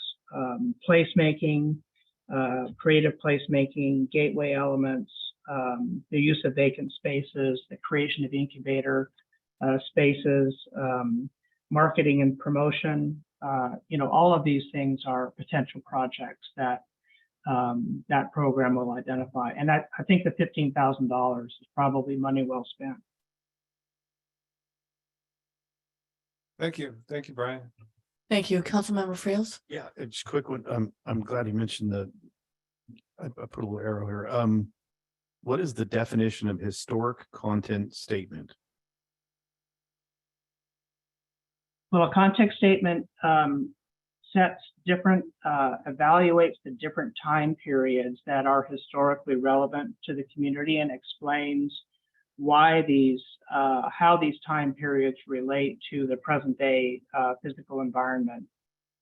So in the context statement, we've had a couple of context statements for San Juan Bautista, and each of them identify, they all contain a little bit of quite a bit of history, actually, regarding the formation of historically relevant events and people, and trends, since the time the community was established in the 1800s. And so the context statements identify different time periods and relevant events and the physical environment that exists during those time periods and why they're important to the community today. Okay, so a more specific approach to just our community. Is that? Yeah, it's very specific to San Juan Bautista. If when she writes the context statement, she will bring us up to date and look at a lot of the structures we have that are identified in the inventory have a status code that says that they need to be evaluated. I would say probably 4/5 of the data sheets in our inventory have that particular code, and it just means that they haven't been identified as to their historical relevance. So every time somebody touches one of those structures, we need to have that Department of Parks and Recreation form revised. And in some cases, we have structures that are over 40 years old that have never been evaluated, that are not even part of that inventory. And so that context statement will help bridge that gap. It'll take into account the previous context statements that were written by the historic preservationists that have worked for the city in the past. So she'll bring all of that up to date. Okay, thank you. Sure. Thank you. Thanks, Brian. This will also help ensure that properties like the Chalmers house does not look like it does today, correct? Yes, I think that what the other aspects of what Meg has proposed, the CLG grant, is really targeted to make sure that we have funds that we can provide to people who want to keep up their historic structures, and that really identify those structures that might be threatened through deterioration. So I think that's correct. That's really a focus. Thank you. So, and a concern.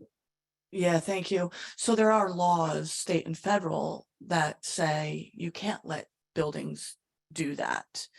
And then the property gets sold, and so we don't pay attention to things like that.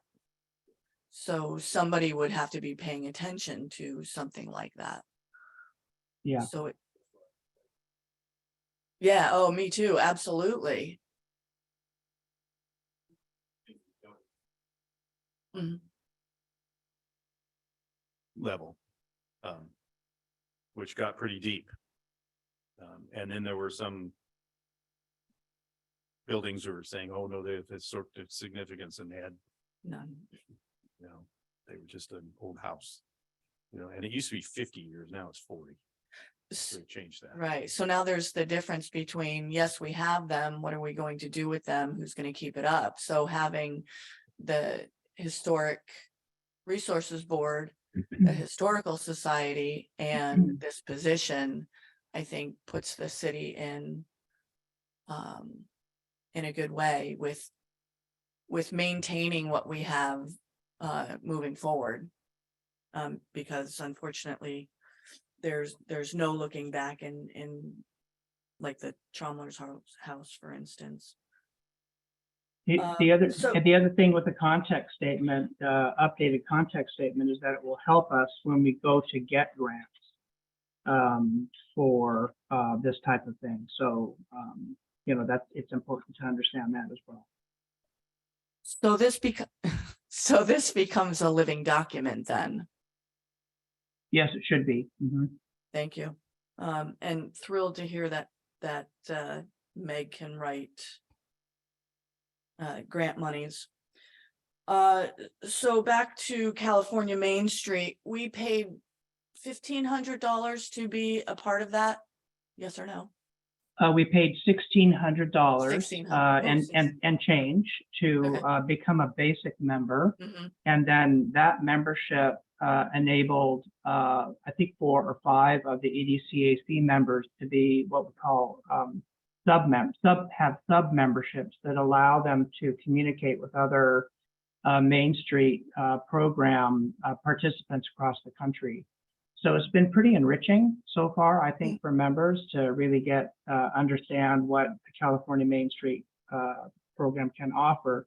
I think that $15,000, involves involves Main Street personnel coming to San Juan Bautista and writing up this program and a report for us that will help us understand what the strategy should be. I think it's a great step toward the economic development strategy that Don mentioned a little earlier. So just a little piece of that, but I think would be an important one. And then I have to give a plug for CalEd because that's a great resource with free webinars. Now that we're thinking about membership, anybody can join, and the coordinator that I talked with said that our EDCAC will be able to access all of their webinars for free. So that's a great resource. Thank you. And then going to recreation. We talk about uniforms. That's uniforms just for this person, not uniforms for participants. So I budgeted a little bit. I have more t-shirts than my wife can count. But I budgeted for uniforms, t-shirts for our position. And I think what Kim Callahan was thinking was several hundred volunteers and t-shirts for them. Several hundred volunteers. Do we have that many people left to volunteer? More than 100 volunteers. Pretty ambitious. I don't think so either. Thank you. Yeah, that's a crazy number. Questions, comments, concerns from Zoom? Oh, I'm sorry. I got left out last time. You got left out this time. Well, I'm going to do that to everybody now. Sorry. Councilmember Sabathia. So in general, so I've been in a bunch of meetings with Kim and a bunch of meetings with different people about trying to do things around town. And the sticking point about all the ideas is always that the ideas cost money. And so in general, I love that we have the opportunity to even talk about funding a lot of these projects, summer camps, summer schools, all these types of things. I think for me, and before I go back to praising this, the big sticking point and the big missing is like, if you wanted to do a project like this, these are big balloon type of numbers. I want specific, we're going to use money for XYZ, right? Come back with for that summer thing. If it's we're going to do a STEM after school summer camp thing, it's going to cost this much. We're going to buy this many kits. It's going to impact this many kids. Yep. I need specific numbers before I'm saying yes to blanketed numbers. Agreed. I love going back through and looking at the historical context and historical lens with respect to being inclusive of our native histories and all the histories that are involved in San Juan. Not just the one or single narrative. So I love that. Again, with the money, if this is all contract hours, if it's 115K, that's nearly $60 an hour for a full-time employee for a year. And even if we're talking 2 years, that's $26, $27 an hour for a full-time person. I understand that contract work costs money and things like that, and putting some money into it. And I just feel like it'd be an easier pill to swallow with specific expenditures as opposed to blanket buckets. And then might get forgotten again, so I got to get all my talking in now. I only do it once a month. In terms of a recreational coordinator, I could see that person that they were doing a rec coordinator, going through and organizing and helping to organize initiatives by other people. The bump from 26 to 35 seems to me like we've been talking about getting higher quality people or getting people to stay around and not having to run this gambit again if and when we find a quality person. That doesn't seem like that big of a bump to me in terms of staff costs. For that one, that seemed, It was, so the job description was approved with a salary range, and if we come back with 0 applicants or 0 qualified applicants, then we'll come back and bump it up, and that's why I put that out there. understood, yeah, just agreeing with you on that. And an avenue that's probably, it seems to me like that might be appropriate. Think that is it.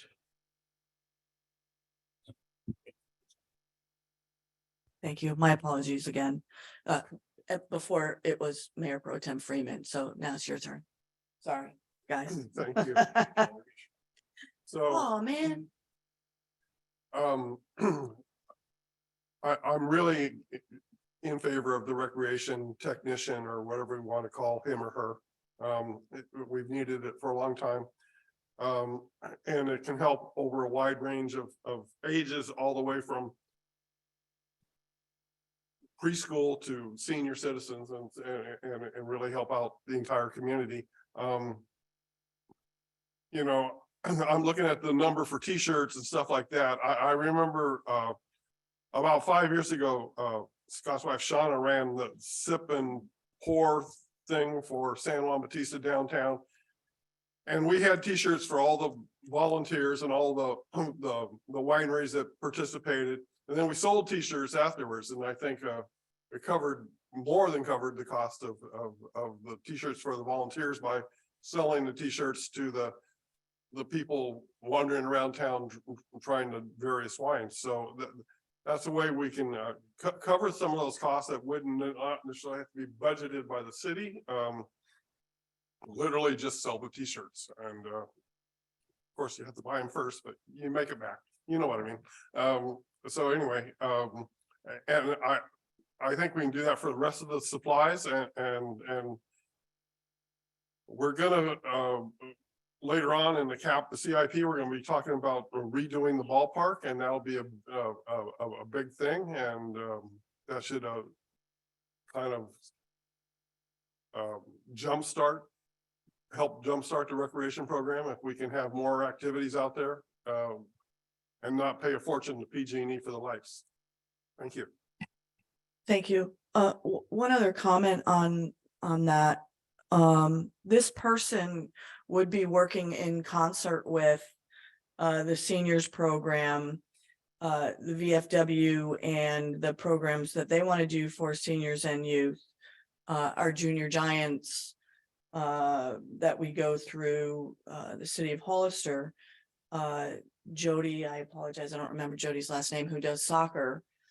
And then Mary, who has a program also. So again, working off of volunteers, that doesn't get us to 100 volunteers, but it gets us pretty darn close with everything else that we're doing. And I might suggest that we're not going to fill the position in time for the budget.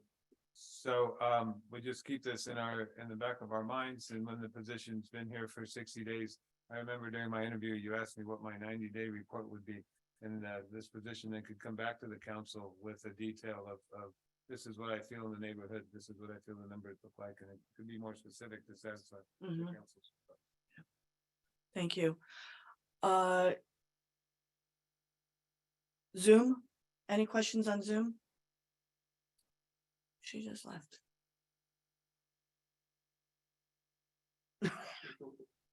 Volunteers to run the cameras.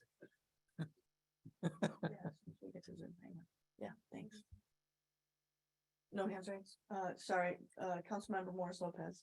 Yes, since we're on the topic of recreation, I know that there is a speaker waiting to talk to the city council tonight.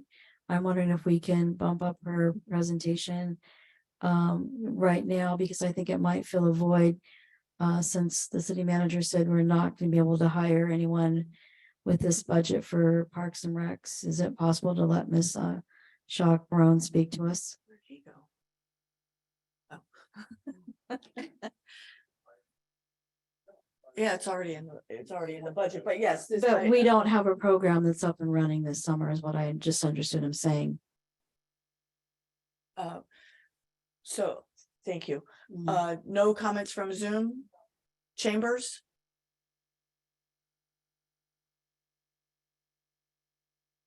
Mary Shaw Coron again. I guess I'm glad I came. There was a recommendation from a staff member that I come today. I mean, I actually am flexible. I could give a presentation at another meeting if you want. It feels like you're looking at a high level budget, but I did have some comments about recreation and also even the historical budget. So I'll try to do the historical one really quickly because coincidentally, yesterday I was talking to Chairman Val Lopez. He was actually at a meeting at the VFW here, and I was really struck by his comment. We asked him to do a land acknowledgement for a meeting. He's the chair of the Amamutsan Tribal Band, which includes this area and many other areas. I was really struck by his comments about his unhappiness with San Juan Bautista.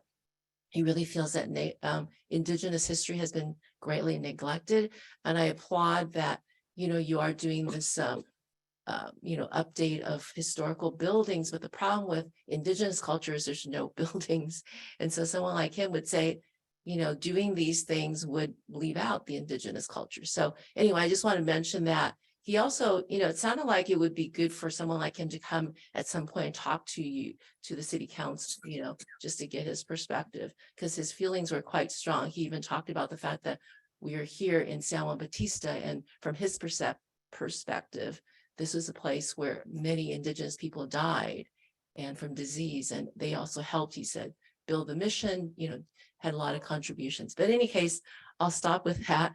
So that was something that struck me coincidentally from my conversation or hearing him yesterday. I wanted to address the recreation budget. I think that actually should be much bigger. And I know that I've been telling you to cut budgets in the past, my past remarks, but I actually think there are ways you can make more money for this particular budget item. Because I've lived in this area for a long time. I actually started the summer camp in 2000 because I noticed that when my oldest son was at the elementary school here, there really wasn't many programs, and a lot of the kids, are economically disadvantaged, and their parents are working so hard in the summer, they don't go anywhere. So they don't even go to the beach. So I just want to mention that there's a huge need, and it's also for seniors as well, for a lot of people. So I really believe the budget can be bigger, but the way to do it, perhaps because you do have a limited budget being a small town, I found that the various businesses in the area are pretty willing to donate to children's youth programs, especially. But if you say recreation program for older people too, I think you can get a lot of donations that way, but you have to really kind of work. And I'd be willing to work with you folks on it, because for the summer camps that I did, we've done about 7, I think, I'm losing track, 7 summers starting the year 2000. That was our first year. And so we got funding. Actually, some years we got like 18,000, I remember, from the city council. They just asked me to do a presentation, and but some of those years we actually got to use a lot of facilities. We had almost like 100 students.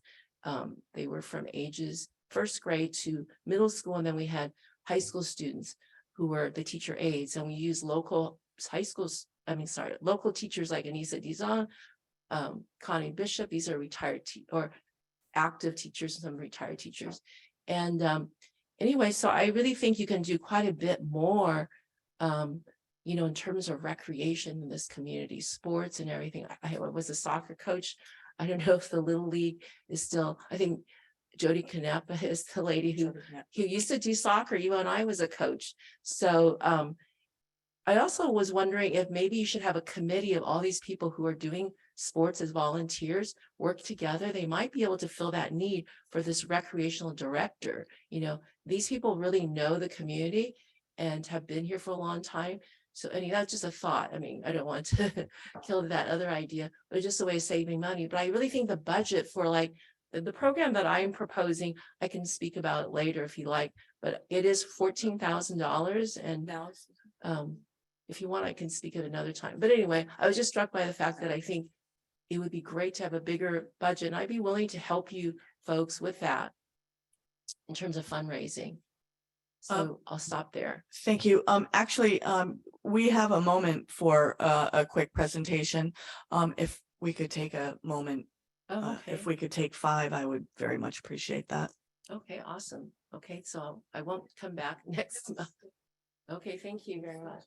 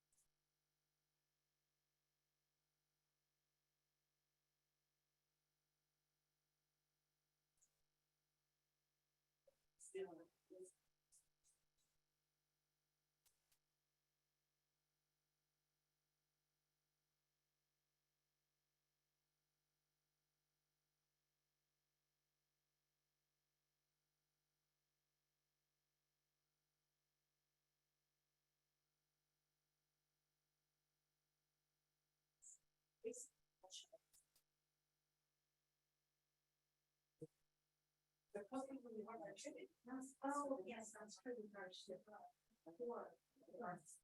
How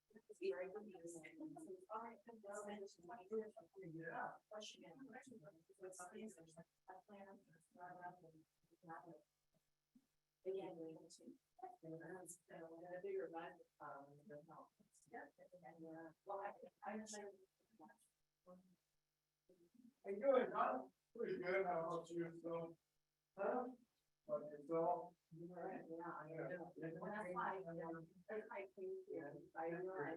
Last night. My father and I had a stroke. I was in the hospital all day long. I'm sorry to hear that.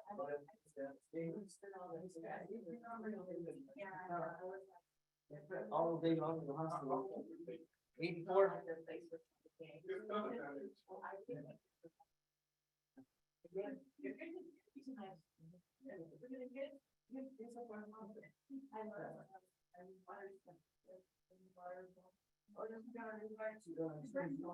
He's a good guy, he's easy to cross train between our sewer and water and parks, and he just knows what we think. When he put them on, we just told him, hear everything, if we need to handle it here, jump in. And he's not, he doesn't have a head on him that, oh, I only do this certain job. Well, that's the best part. You don't have a best number, I told you, I go 15 minutes. I go to the meeting room, relax, it's nice and cool inside. We have work to do. Okay. We're talking about having a meeting for, recreation library. So I actually think, I mean, I'm not asking this city to do that, I just think that there's ways and ways to run. I actually write that, and I just think it's good. It's not enough from what I get from the city or, I actually, I'm gonna have this year, it's kind of starting a little late, and we can actually just. So how many do you think you can, yeah. Well, no, that was when we were working, a lot more with, we got started way earlier. I don't know, I mean, the last time we did it was 2015. I think we had 45 students. I think we'll get at least that many, but we got started late. So it was, that's why I'm trying to figure out the program. We have to send out the application for the kids get out of school. I think that one we have to send out after the kids get out. 45 students, it's really all 50, even if one gets you about 40% of the time. Yeah, if I could get like even half of that, it would be very helpful, because I think I can raise the rest. But it's just, the library can only provide, it's not, I mean, I can see the library only has so much money, but maybe by 2,500. So, 1,000. Yeah, so, but that's helpful, it's just that I would have to do the best, but we're gonna limit the time, it's not hard. So I was hoping to see if we do more, I think I can get some other grants. That's why I didn't want to put pressure on the library, because they only have so much, but I really feel if, so our program is in July. So when on your staff. That's the fiscal year we're talking about right now. Upcoming. Right, and our program actually is July. We had to delay it because it's our volunteers. They were going later. Oh, no, this is. So like, you know, they were wearing masks. And I do think overall, we can consideration of the time of life. I mean,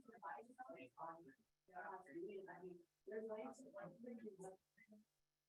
or even like, we do like, like, a student, this is my high school, you're already telling you those, right? Like, you know how we are. It's like, no, it's not. Well, they could do one for graduation, for words, for yoga class. And so who did you see playing baseball?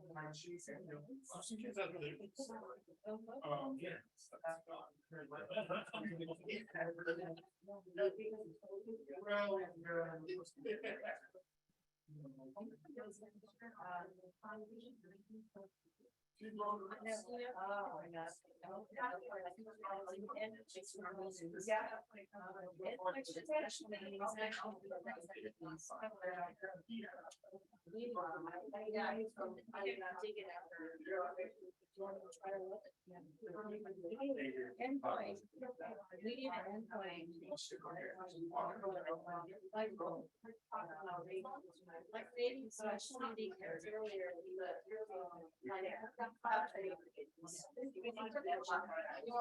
and I apologize. Thank you. Sorry. So can I get on the agenda for the next meeting? Okay.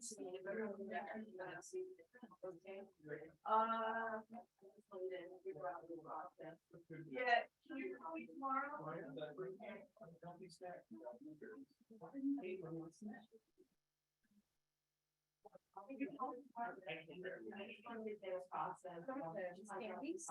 Buster's covered in Jamaican.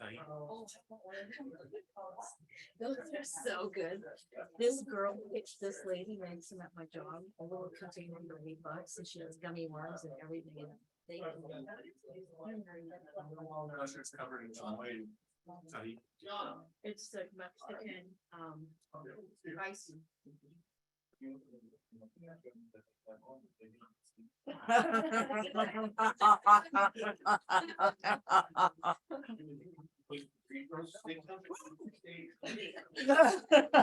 don't get it from Costco. Okay, thank you.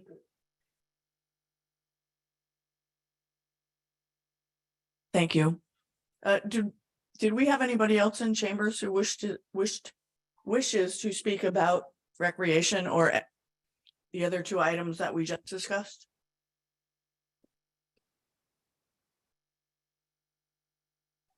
Please, thank you. Michelle Egan for the library tech lead. When I started in 2017, we had 5 programs. My first full year there, I bumped that up to 112. So there are programs that are available. Our patrons use them quite frequently. 2020, we did take-home activity kits that were in quart-sized bags that we put in the little free libraries. And as we were able to, coming in and out of COVID all the time, we did a few in-person programs, including the town hall for the Love Park master plan. Wasn't this nervous last time. So, you're okay. Thank you. There were some pretty good programs too. I remember them. Good evening. My name is Estrella Esparza Johnson. I am a San Juan resident, second generation San Juan resident. And also I am a new library tech at our library with a specific focus on programs. So I just wanted to share a little bit. I've only been there for about 3 weeks, but I thought it might be helpful to have a little bit of context about where we are right now, especially when you are considering recreation. As a little helpful note, my background is I'm a professional, entertainment and art professional, but I also have a background in youth programs. I grew up not only here in San Juan, but also in Gilroy. So I have experience of both communities, and there's definite similarities and parallels, but Gilroy has gone a certain way. And I no longer work in youth programs in Gilroy. And I can see that we're all concerned about making sure that our community stays the safe, wonderful, welcoming place that it is. And in order to do that, we have to support, as we learned in the senior listening meeting that we were at, that the 2 largest groups that are growing in our area are seniors and youth. So we tend to see at the library the most underrepresented, the most unprivileged groups and segments of our population. They're the ones that we help every day. So when it comes to programming, that's what we've been trying to focus on, is to fill those needs for those folks. And again, working with the resources that we have. And when we saw the proposal that Mary presented, we were just like, oh, this is wonderful. We're going to bring this back. And then we went, oh no, we can't really. What are we going to do? So we are not at a loss for the kind of programming to present. Mostly I'm excited about the recreation person, because that is a whole other part of community that is in dire need here in our town. But to just keep in mind that also along with recreation is arts and culture and forward thinking. Libraries are places where we work on the future. People come to our library in order to get job skills and up their resumes and learn how to converse and work with people. That's what they do. So our programming is lined up to what those folks are asking to do.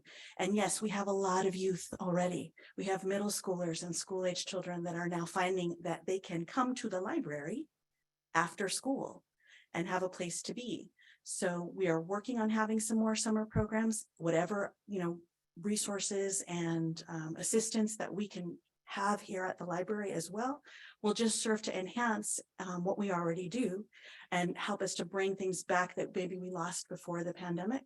Things like more story times, bilingual story times, more arts programs. I know we would love to we have the staff to be able to do some craft work and such. So again, there's just a balanced approach is what I would recommend. And I just wanted to speak to that both are just as necessary. Our library is just as important as having a recreation department. I think that they are both hand in hand. We have a really great community and society when we have both working together. So again, thank you so much for, it's been wonderful working for the city library these last couple of weeks. It's a dream come true. So I really enjoy being there. And if you city council members ever had any questions about what we're doing with programs, you can always come and speak with us, Rochelle and myself. We'd love to have you. And we've got a whole bookload of programs that used to be there that we're in the process of restarting. So thank you very much for your time and for listening. Thank you.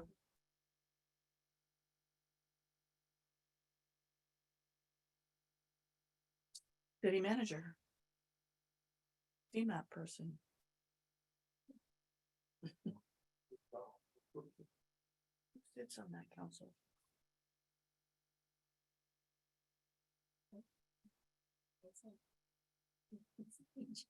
We need to have a conversation with them.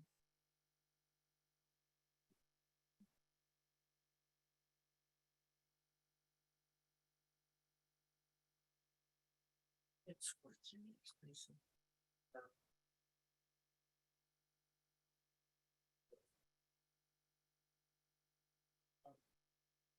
it.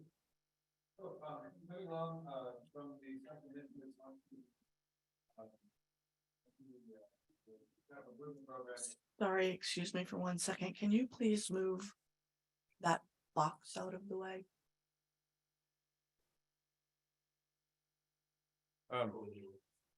Right, All right, both of you are doing, oh, thank you very much. Thank you. right. Everybody else can. Well, we can focus on the slide. Okay. There you go. Okay, thank you for your patience. Okay, capital improvements are fairly simple this year.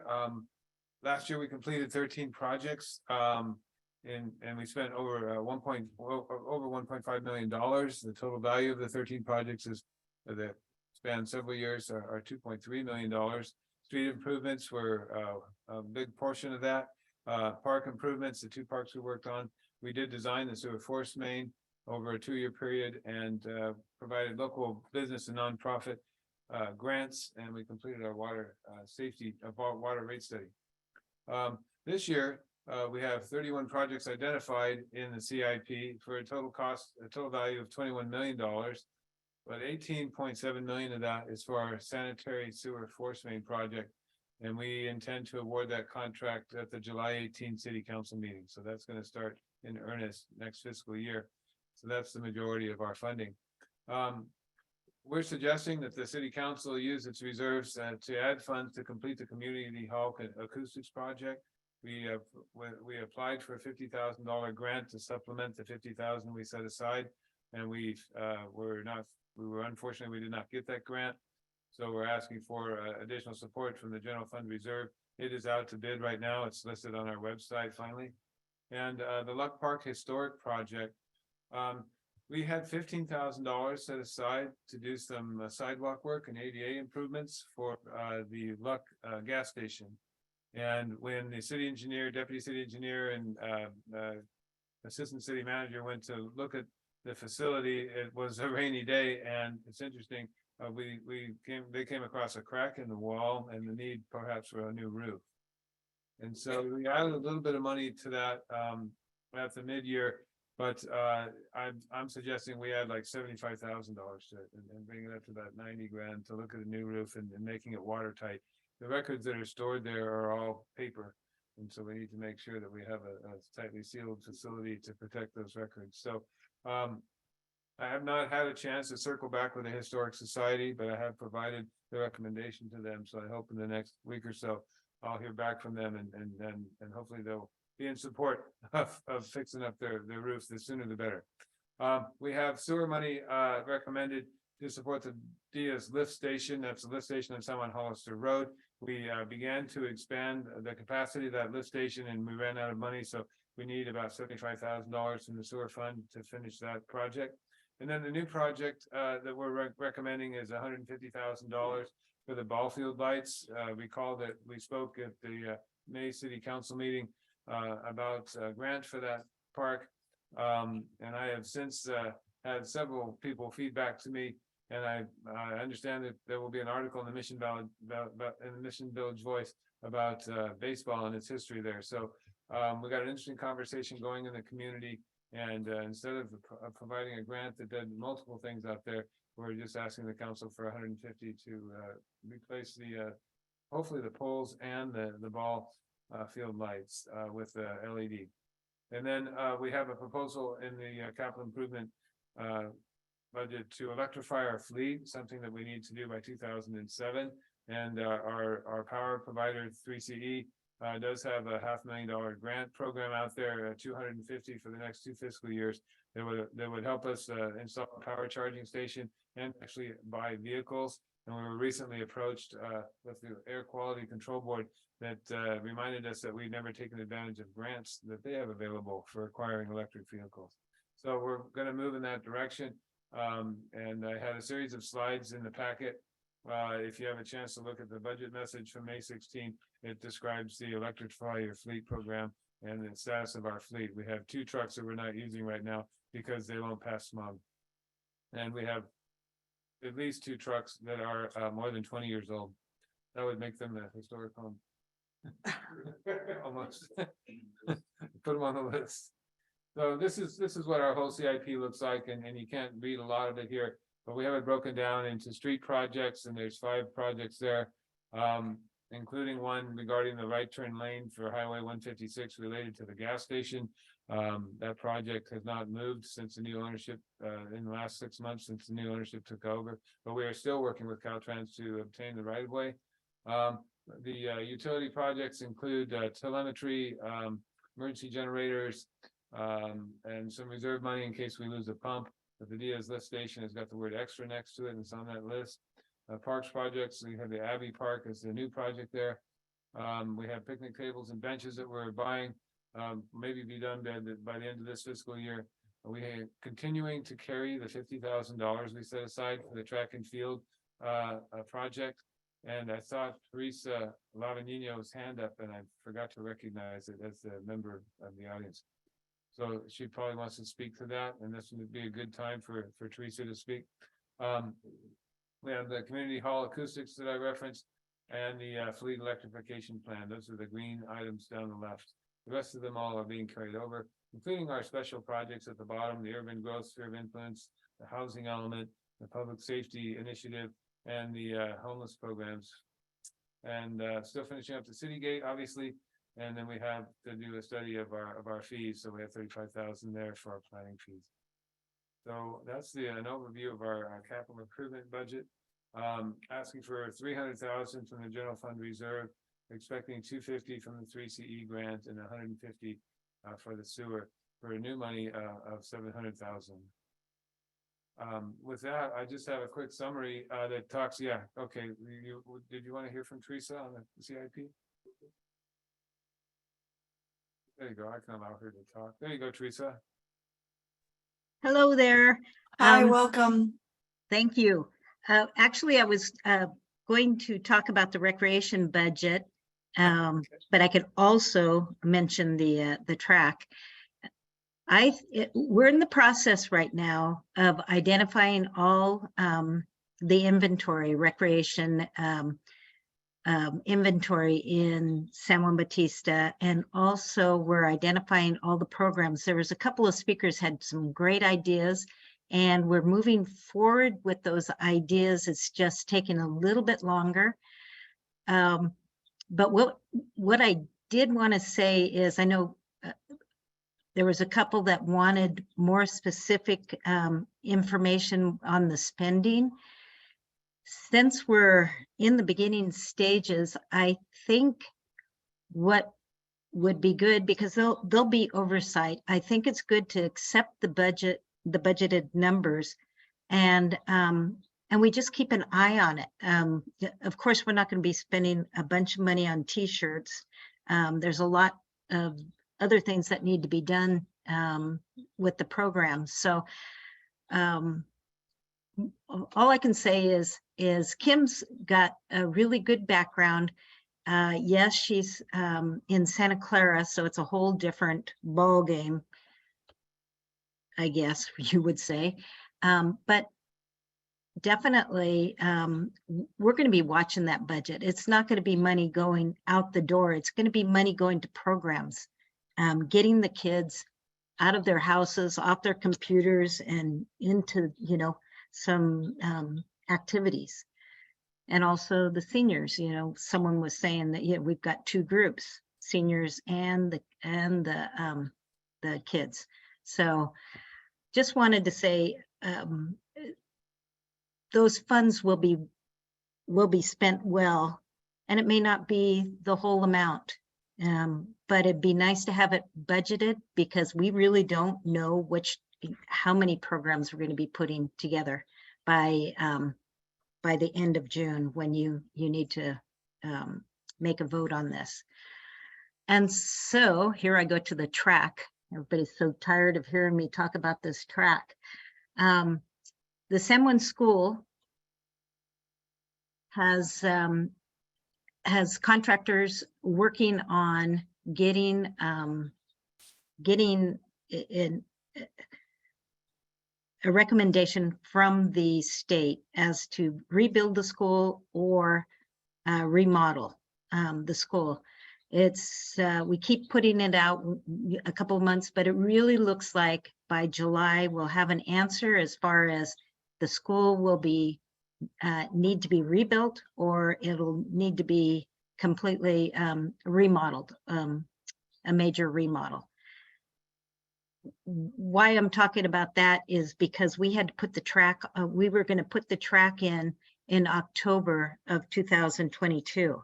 We had the contractor lined up, we had everybody lined up to go, and then we had this seismic mitigation that needed to be taken care of. And I'm not complaining about it because this is a good thing for San Juan. The school is going to be upgraded. However, the $50,000 that was set aside for the track could not be spent in this budget year. And so we're just asking for one more budget year for the track funds. And hopefully we'll be able to have a track for the community by June 30th, 2024. But that's all I needed to say. Thank you very much.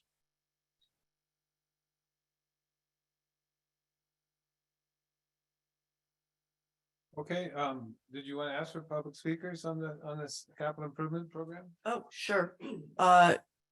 Councilmember Friels. Okay, from what Teresa just said, it sounds like unfortunately the track isn't going to be a priority this year. Did I gather that? Okay, and that was 50,000. 50. She just said 55 though. Okay. And we plan to carry that into the next fiscal year. Okay, so since we're not going to use that this year for the track, that sounds like some good startup money for the Parks and Rec. Since we're not going to use it. And all 5 of us will be here next year, hopefully. And we're familiar with the track. And we've already promised that, so what's the harm in just saying, okay, let's take that 50 grand, put it into our Parks and Rec program. And then that kind of solves some of the grief that a couple of us had at looking at $100,000, which is still just mind blowing to me.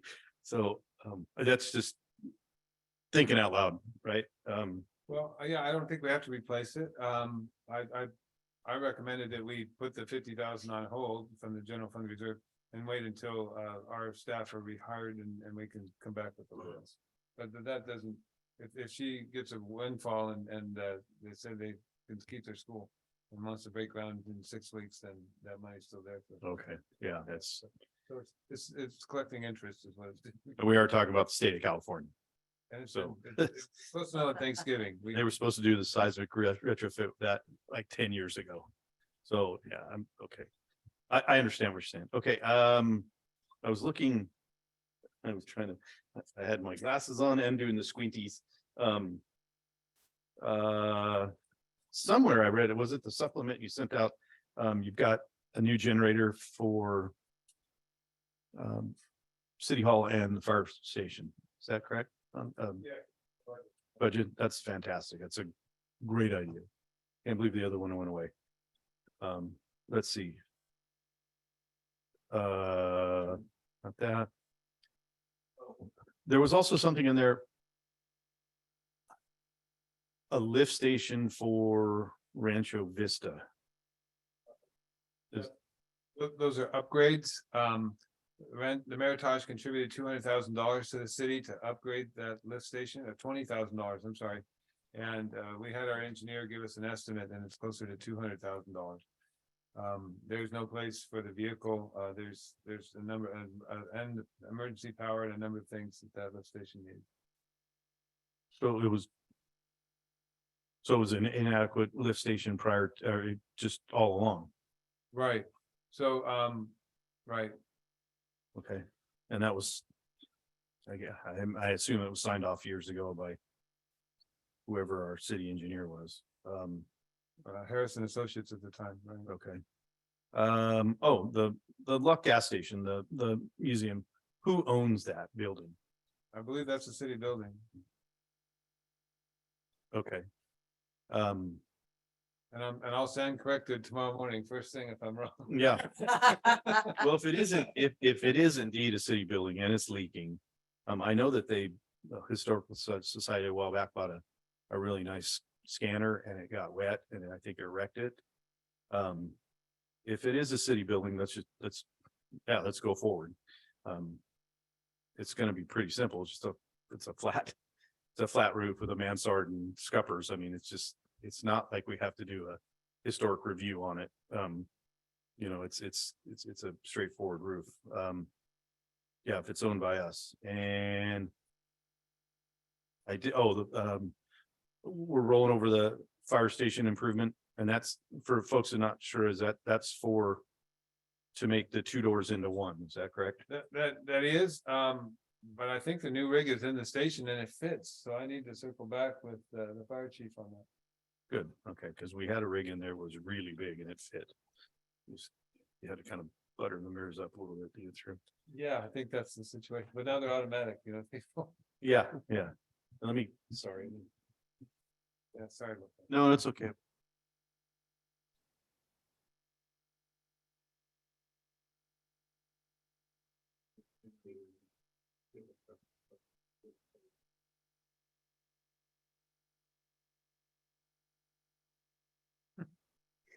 Sorry for trying.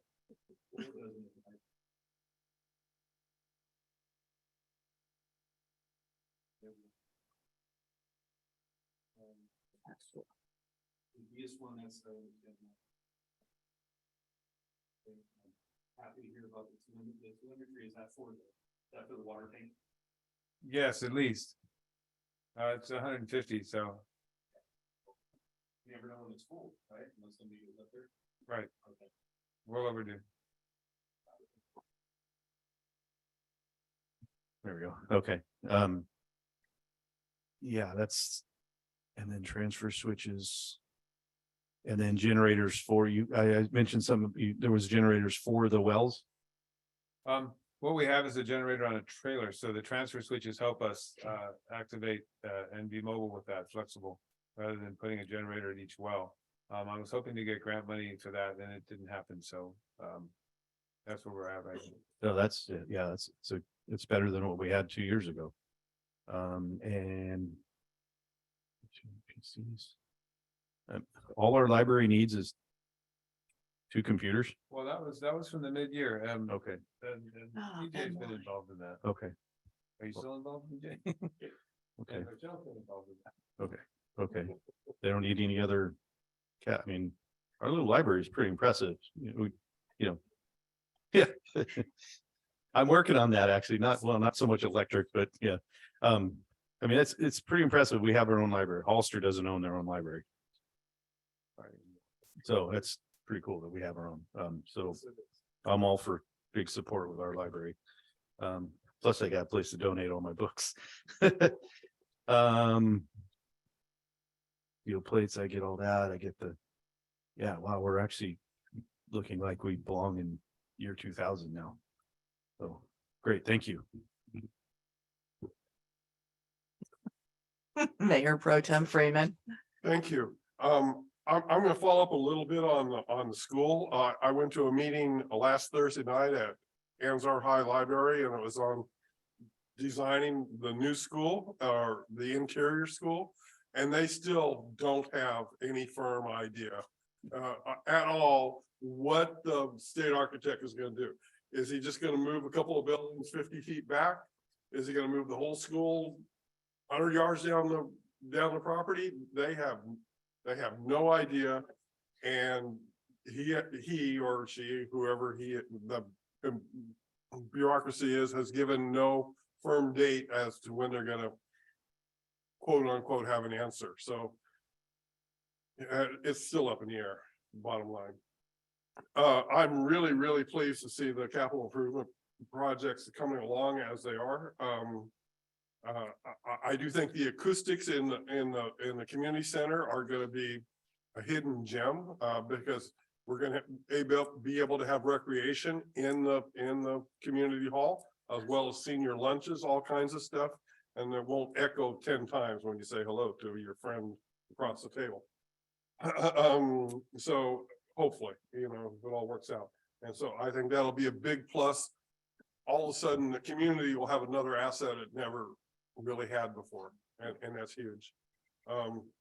I'm all for the EV charging and the EV transfer fleet. We have to do it by 2027. 3CE has given us a heck of a lot of money to do it. I think we'll be able to just pretty much do the whole thing. Chevy is coming out with the Silverado in late October, all EV. What? When did they do that? No, I don't think so. It's coming. They do that all the time. Anyway, I hope you're wrong. I hope I'm right. Yeah. I own a Ford anyway, but I'll beat up old Ford. Anyway,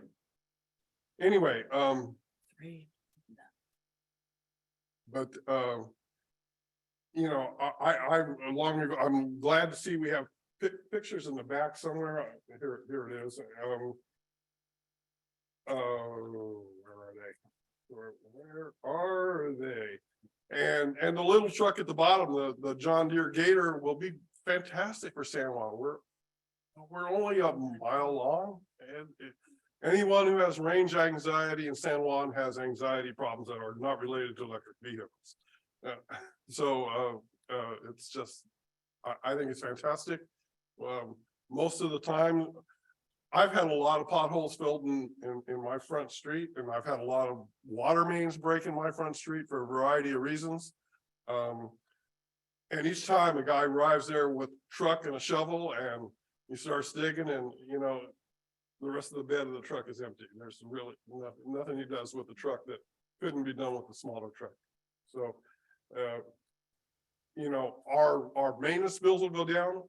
Obviously, our gas bills will go down. It's just a win-win-win. So, and telemetry on the tank, I thought we did that a couple of years ago, but anyway, let's do it. It no longer works. It was not a very good situation. Okay, thank you. Go away.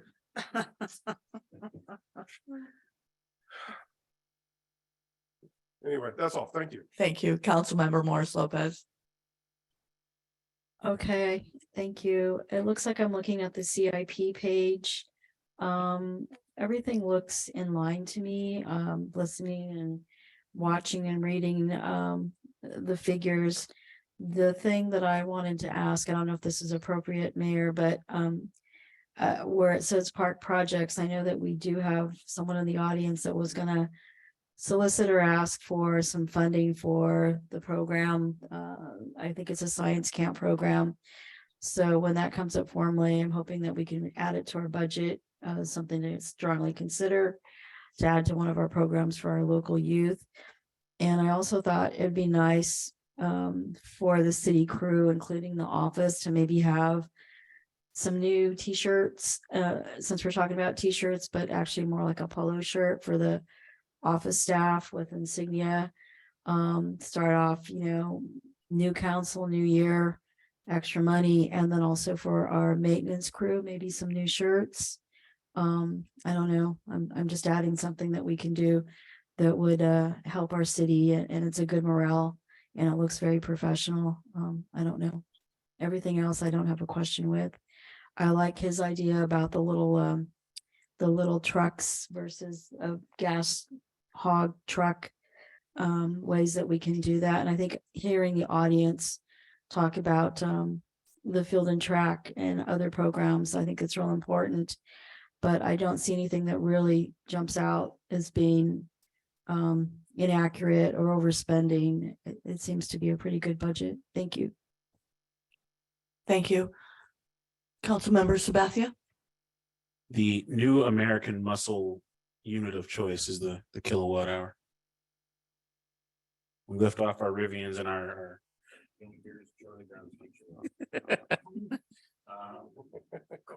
love electric vehicles.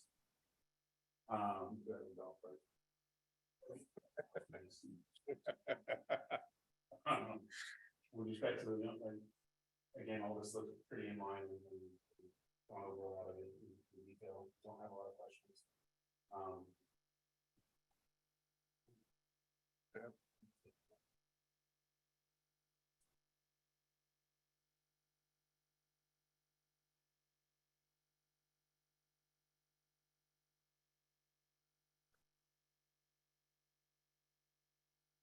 The only other comment I had is that we could get the library those 2 new PCs. I have blank ones sitting in my garage ready to donate. If we had Windows licenses and Office licenses to put on them. And we have a volunteer ready to do that as soon as we get this. Nice. Thank you. 107,000 urban growth boundary sphere of influence. What was that for? That's the balance. We started working on a community plan. And we were using the SB2 grant, and that's the charges that exceeded the value of the grant. So we have a draft community plan that we talked about at the committee last week that we hope to bring forward in the very near future. That will be part of the expansion of the sphere of influence. It talks about some pre-zoning and some land use in various areas that we might annex. Oh, so that's the document that's going to come out of Yes. the meeting. Thank you. Thanks. Sort of, Specific. not technically for California law, but it is like a specific plan, yes. Right.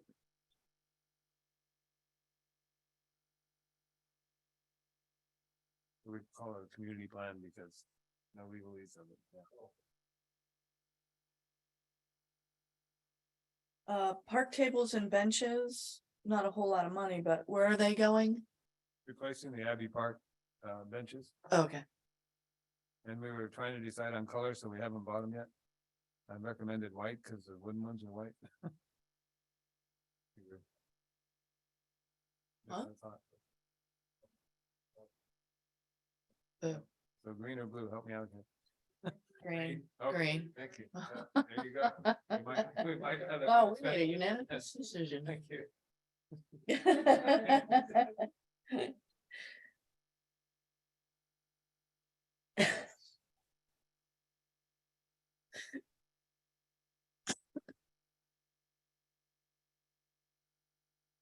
Okay, I'm good. Thank you. Zoom.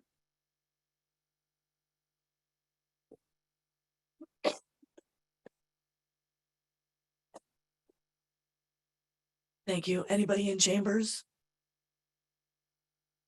Thank you. City manager. I have a quick question. Yeah, go ahead.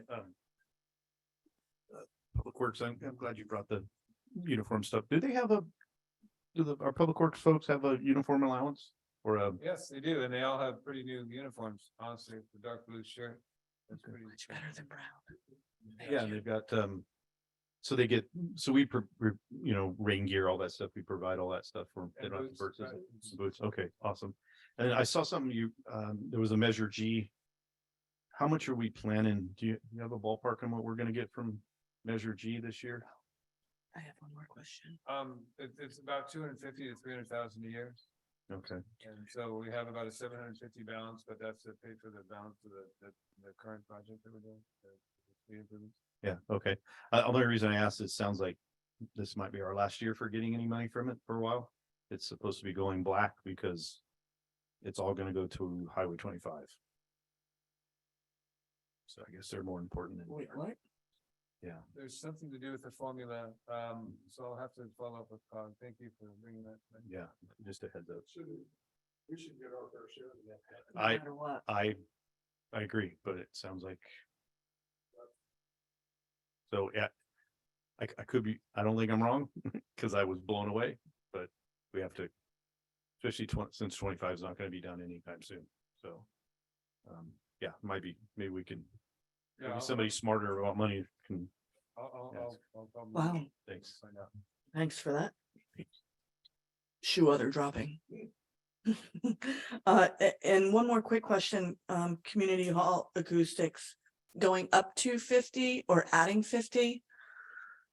From 50 to 125. That's in part because of the material we decided to use is really thick tile that will absorb the sound instead of putting baffles and stuff like that. So we've gone to a more sophisticated tile, and then we're concerned about the schedule. We modified the schedule so the construction schedule would occur Monday through Thursday. Oh, that's right. And then renting of a storage container. So that way we are booked every weekend between now and New Year's. Right. Rather than disrupt the services, we'll see if the contractors can, we don't know if there's a price for that. So, Okay, so we'll just see how it comes. It's very hard for us. We don't bid that very often, so. It's not like going to a civil engineer and saying, how much does that bridge cost? It's, we need a special kind of contractor, but, Carl's done a great job and he's had a couple contractors look at the project already, so I'm sure that we'll. get some bids. okay. And we just got a new stove or it was repaired? We got a new stove. Thank you. Actually, we got new power for a new stove. Now we're getting a new stove. Nice. How about a refrigerator? I'm not sure. Not that I'm aware of. Something to think about. Okay. We got to keep all that food that we just cooked. Does EJ have one in his garage?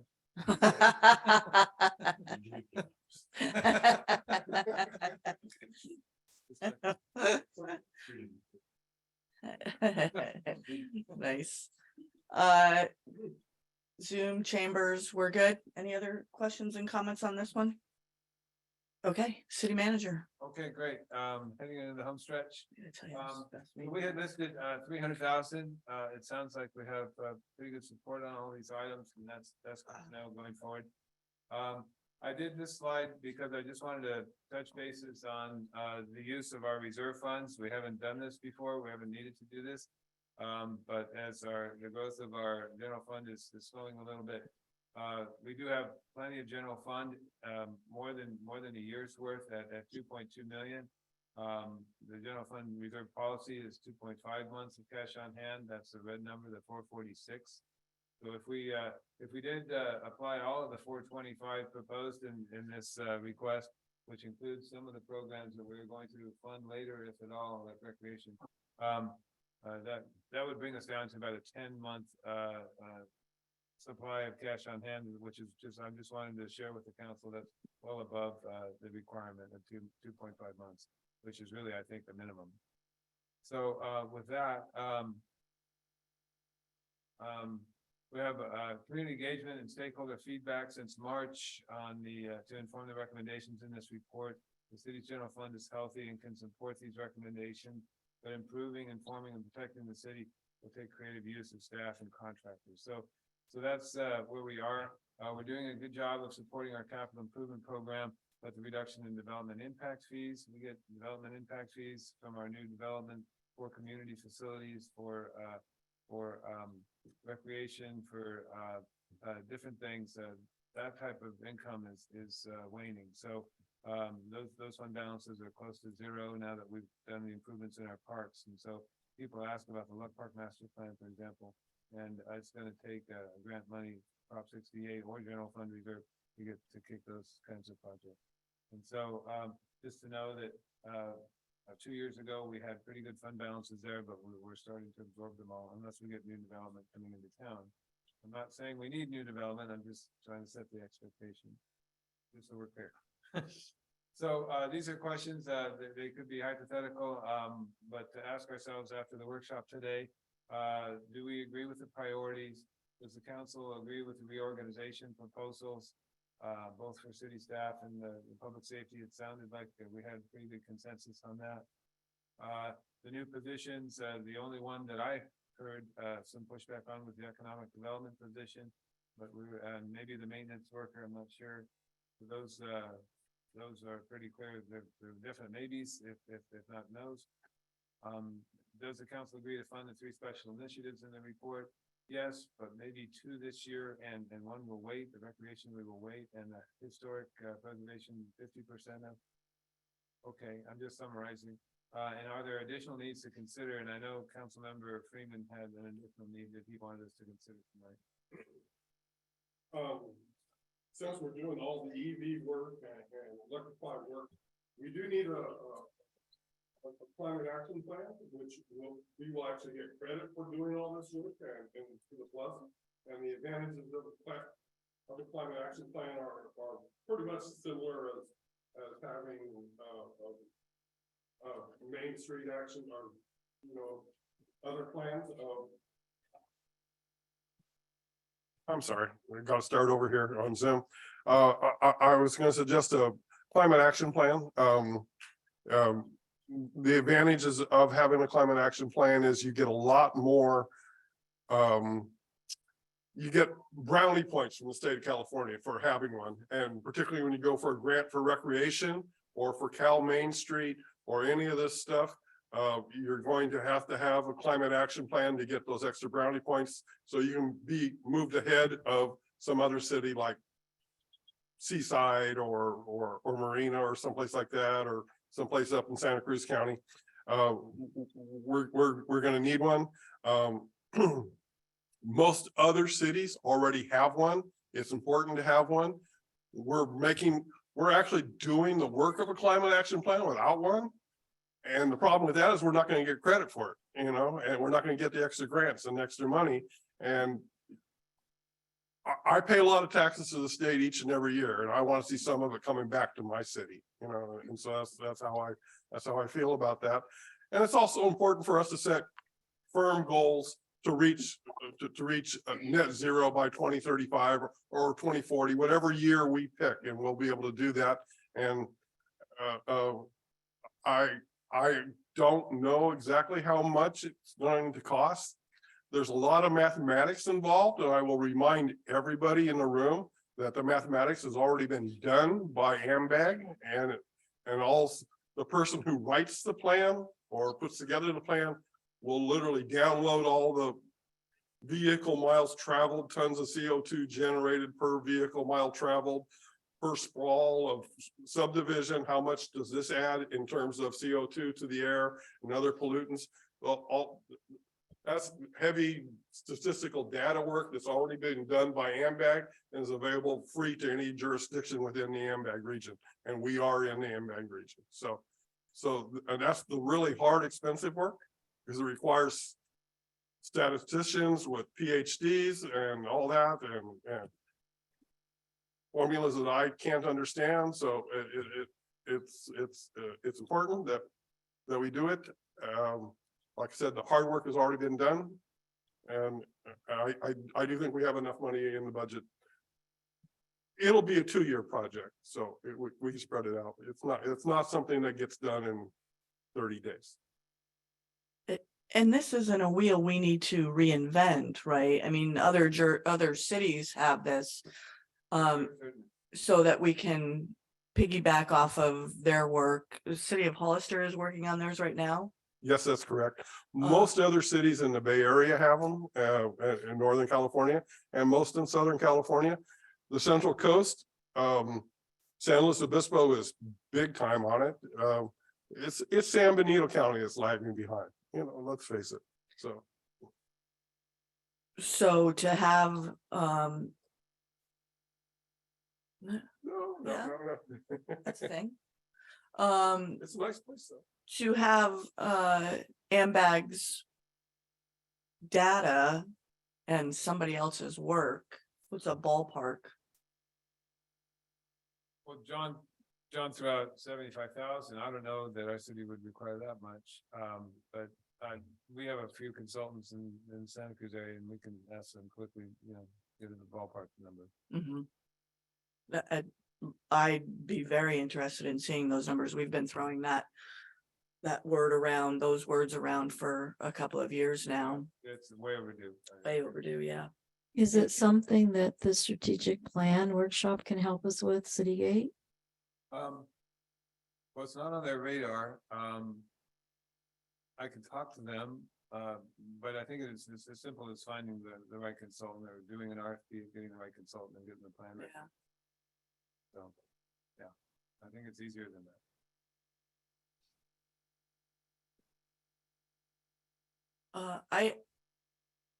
Does anybody else have any other questions? Councilmember Sabathia? The only question I had on the previous slide, asking all the questions about the things that we're good with or not, of all the things that we brought up with respect to, changes, amendments, and conversations around some of these things with reorg or new positions. When do we have those conversations? Well, that's a good question. The goal for me anyway was to adopt the budget on June 13th. And if we still have outstanding questions, do we need another workshop? Do we need a second bite at the apple? Is part of this covered in next Friday and Saturday's meetings as well? I know City Gate had offered up several positions and some that we've agreed with and some that we haven't. So is there further discussion there, or is it another special meeting? I would think most likely another special meeting, Okay, briefer than this one perhaps. yeah, I think this one was great. Lengthy, but great. I mean, it was, Yeah. I thought that we were having really good discussions. I thought it was great overall. My one question was a time frame. We talked about eliminating some positions like code enforcement and security, or bringing on, well, the one new position that we have already is out to bid or out to Position, yeah. yeah. So time frame for losing and gaining positions. Right, that will take a while. That will take several months. And the contract with private security needs to be severed. And that possibly midway, so that might have a 60-day notice or some clause in that. I haven't to double check. So how does that work with their contract now? I know it's up at the end of June or the beginning of July. It's the renewal date, yeah, June 1st. So does that get renewed, or does it get renewed with a caveat like 6 months? Does it month to month? The requirement to renew the agreement occurred back in March and April, like a 90-day requirement. And so I have the authority to write a letter and execute the extension of the agreement. So I did extend it for 1 year, but I believe it can be terminated with 60 days notice in the 1 year period. I was concerned again this year with the 4th of July and didn't want to end up empty-handed and desperate like we were potentially last year. So in fact, we're already planning for 4th of July enforcement. It's a Tuesday this year. And so we are currently set to begin a new year with the Kismet. And I'll have to look at the contract. They are aware of our concerns and our plans, so it's not going to be a surprise to them. Okay. Any other questions, comments, concerns from Councilmember Friels? No, nothing I can think of. Thank you, Don, for it. It was actually fairly easy to understand. I appreciate it. Thank you. Mayor Pro Tem Freeman? Thank you, Don. Yes, it was a nice meeting. It was very informative and very helpful in planning our budget. Thank you. Thank you. Councilmember Morris Lopez? Thank you. Thank you, Dawn, City Manager, for your hard work putting this together. I know it was a lot to unpack at our last meeting, so I appreciate you taking the time to have a special meeting tonight. It really forced me to kind of get in there. I'm not a budget person. You know that I deal with other stuff. So it was a lesson learned, but I'm just curious, you were talking about that one budget you said it's kind of iffy this year. I guess it's taxes or income that we get from tourism outside of TOT, it kind of goes down if we don't have a lot of people shopping in town. Is that kind of what I'm translating, that one budget item you were talking about? I forget what it was called. The Community Development Fund, part of it should be, the developer pays as they go, and so it should pay for itself. But we don't have any development happening right now in town, or not much. We have small building official stuff and small engineering encroachment permits, but we don't have any plans or applications right now for even a 4 or 5 unit development project.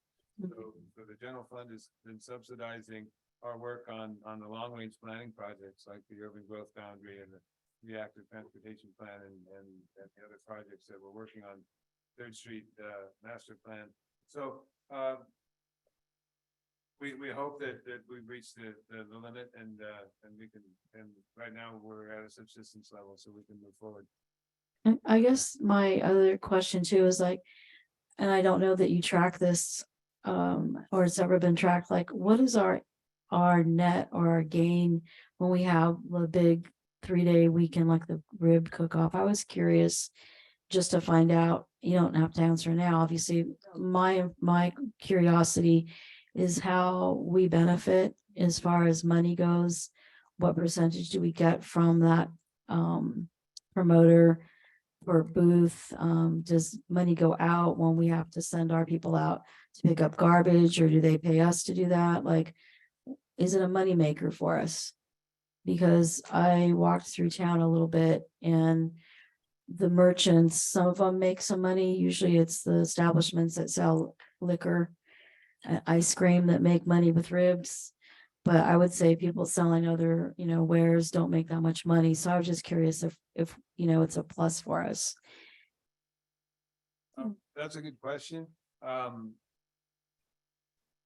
And my first answer would be not much, if any. We don't get a percentage from the promoter. We don't tap into that at all. We haven't since I've been here. Maybe that's the question. I wonder if they do in Reno, for example. We need to think out of the box and make some money off of them. Make extra sales tax, but if the retail businesses aren't collecting sales tax, I assume they do better on that weekend. Aren't the vendors supposed to declare their sales and tax? Yes, they have to do that. Okay. And we're stepping up on that, especially with the pop-ups, like a restaurant that has the tie-dye t-shirt guy in the back. That tie-dye t-shirt guy has a relationship with the Board of Equalization, and they're required.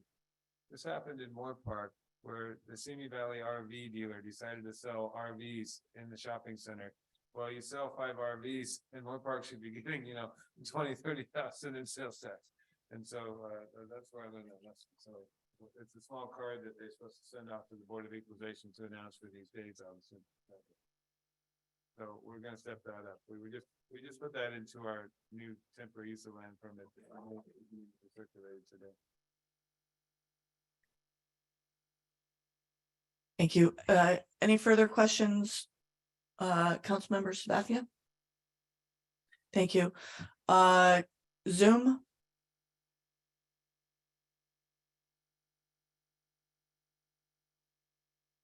Thank you. Chambers?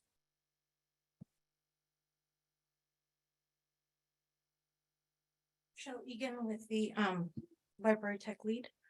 My concern with recreation is that Ms. Mary is asking for $14,000 for 2 weeks. I only make $28,000 a year, so I have to work a second job, and it's very difficult for me to work 7 days a week nonstop.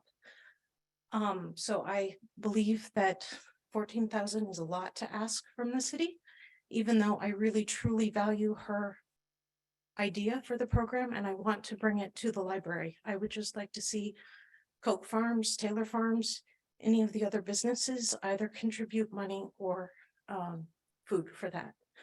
As an example, the things that I do are basically assistant to a library director. So in the county of Hollister, the library director makes $186,000 a year, and her assistant makes, I believe it's $86,000.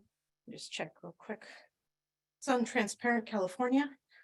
Yeah, $86,000 dollars. And when you look on Transparent California, the most recent one for me is 28,000. That would be when I got bumped up to 30 hours a week. Prior to that in 2019, there were staffing issues. So there were some times that I was working 40 hours a week and it was 23,000. That includes benefits, which I do not get. I do get vacation, but it's not fair. 14,000 for 2 weeks. I think that the 2,500 we're offering from this fiscal year budget ending June 30th, and the potential for more in the 2023-24 budget, whatever you guys allow for summer programming is sufficient, especially since we're offering $2,000 in kind, not charging her for staff time or janitorial services. And that's all I have to say. Okay. Thank you very much. Any further comments from chambers? Nope, yep, come on up. State your name for the record. Mary Shaw Coron. I do sympathize with Rochelle. It sounds like she needs to be paid better. My proposal really is that not for your coming year, that you actually have a bigger budget for library recreation and to pay her better. I myself can get some money from additional sources probably, but I do think that what I was told is that if we're doing the program, we would only get 2,500. There's a big shortfall there for a summer program. And anyway, so I was thinking that you folks, given that you have a fiscal year coming and this program is in July, that could be funded partly from that source. And certainly I have in the past for my summer programs gotten grants from Earthbound Farms, now Taylor Farms, and local businesses like Hardines even. So I am still willing to do that, but it's just that the shortfall is quite significant this year. And we're looking to start the program pretty soon. But I don't mean to take money away from the library. I really sympathize with Rochelle's situation. So that was why I was looking for money for next year's budget. But I also think in general, you just need to have a bigger budget for youth programs, for recreation. I just don't think, I mean, I've been in this community for a long time, and I don't feel that there's enough priority given to that versus say something like security, which is still important, but I think that there's an imbalance. Thank you very much. Thank you. Don, thank you. What? Just piggyback on the library thing. real Yeah, quick. go ahead. Yeah, I do agree that Michelle does. She does a great job. She should get more. And as far as giving money to an organization that's not really affiliated with the city of San Juan Bautista, I would like to see a percentage, how many children in this program are actually from the city of San Juan Bautista, and how many of them come from, I don't know, Popper or Hollister or whatever, and then maybe go that way. But $14,000 is, I could never support something that much. We are hiring a recreation director, and we are going to approve, near 70, looks like near 70 grand. So we are heading that. We are doing something towards that. That's just, that's my concern. Where would be the checks and balances on that amount of money, and how many kids are actually from San Juan? Thank you. Valid questions. Thank you for And that. if I may add, this is the first time in 21 years that I've lived here that we've had any recreation program.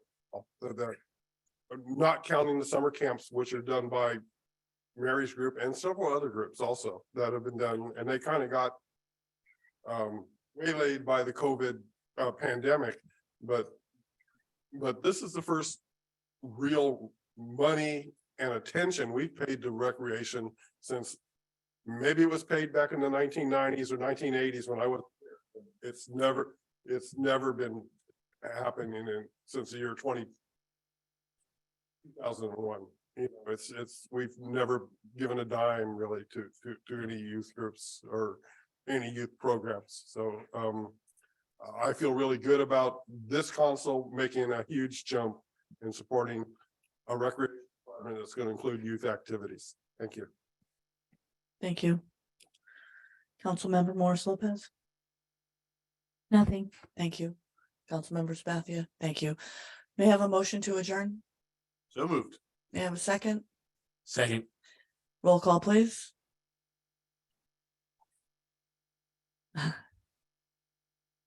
Councilmember Frios. Yes. Mayor Pro Tem Freeman, Yes. Councilmember Morris Lopez. Yes. Councilmember Sabathia, Yes. Mayor Jordan. Yes. Thank you, Don.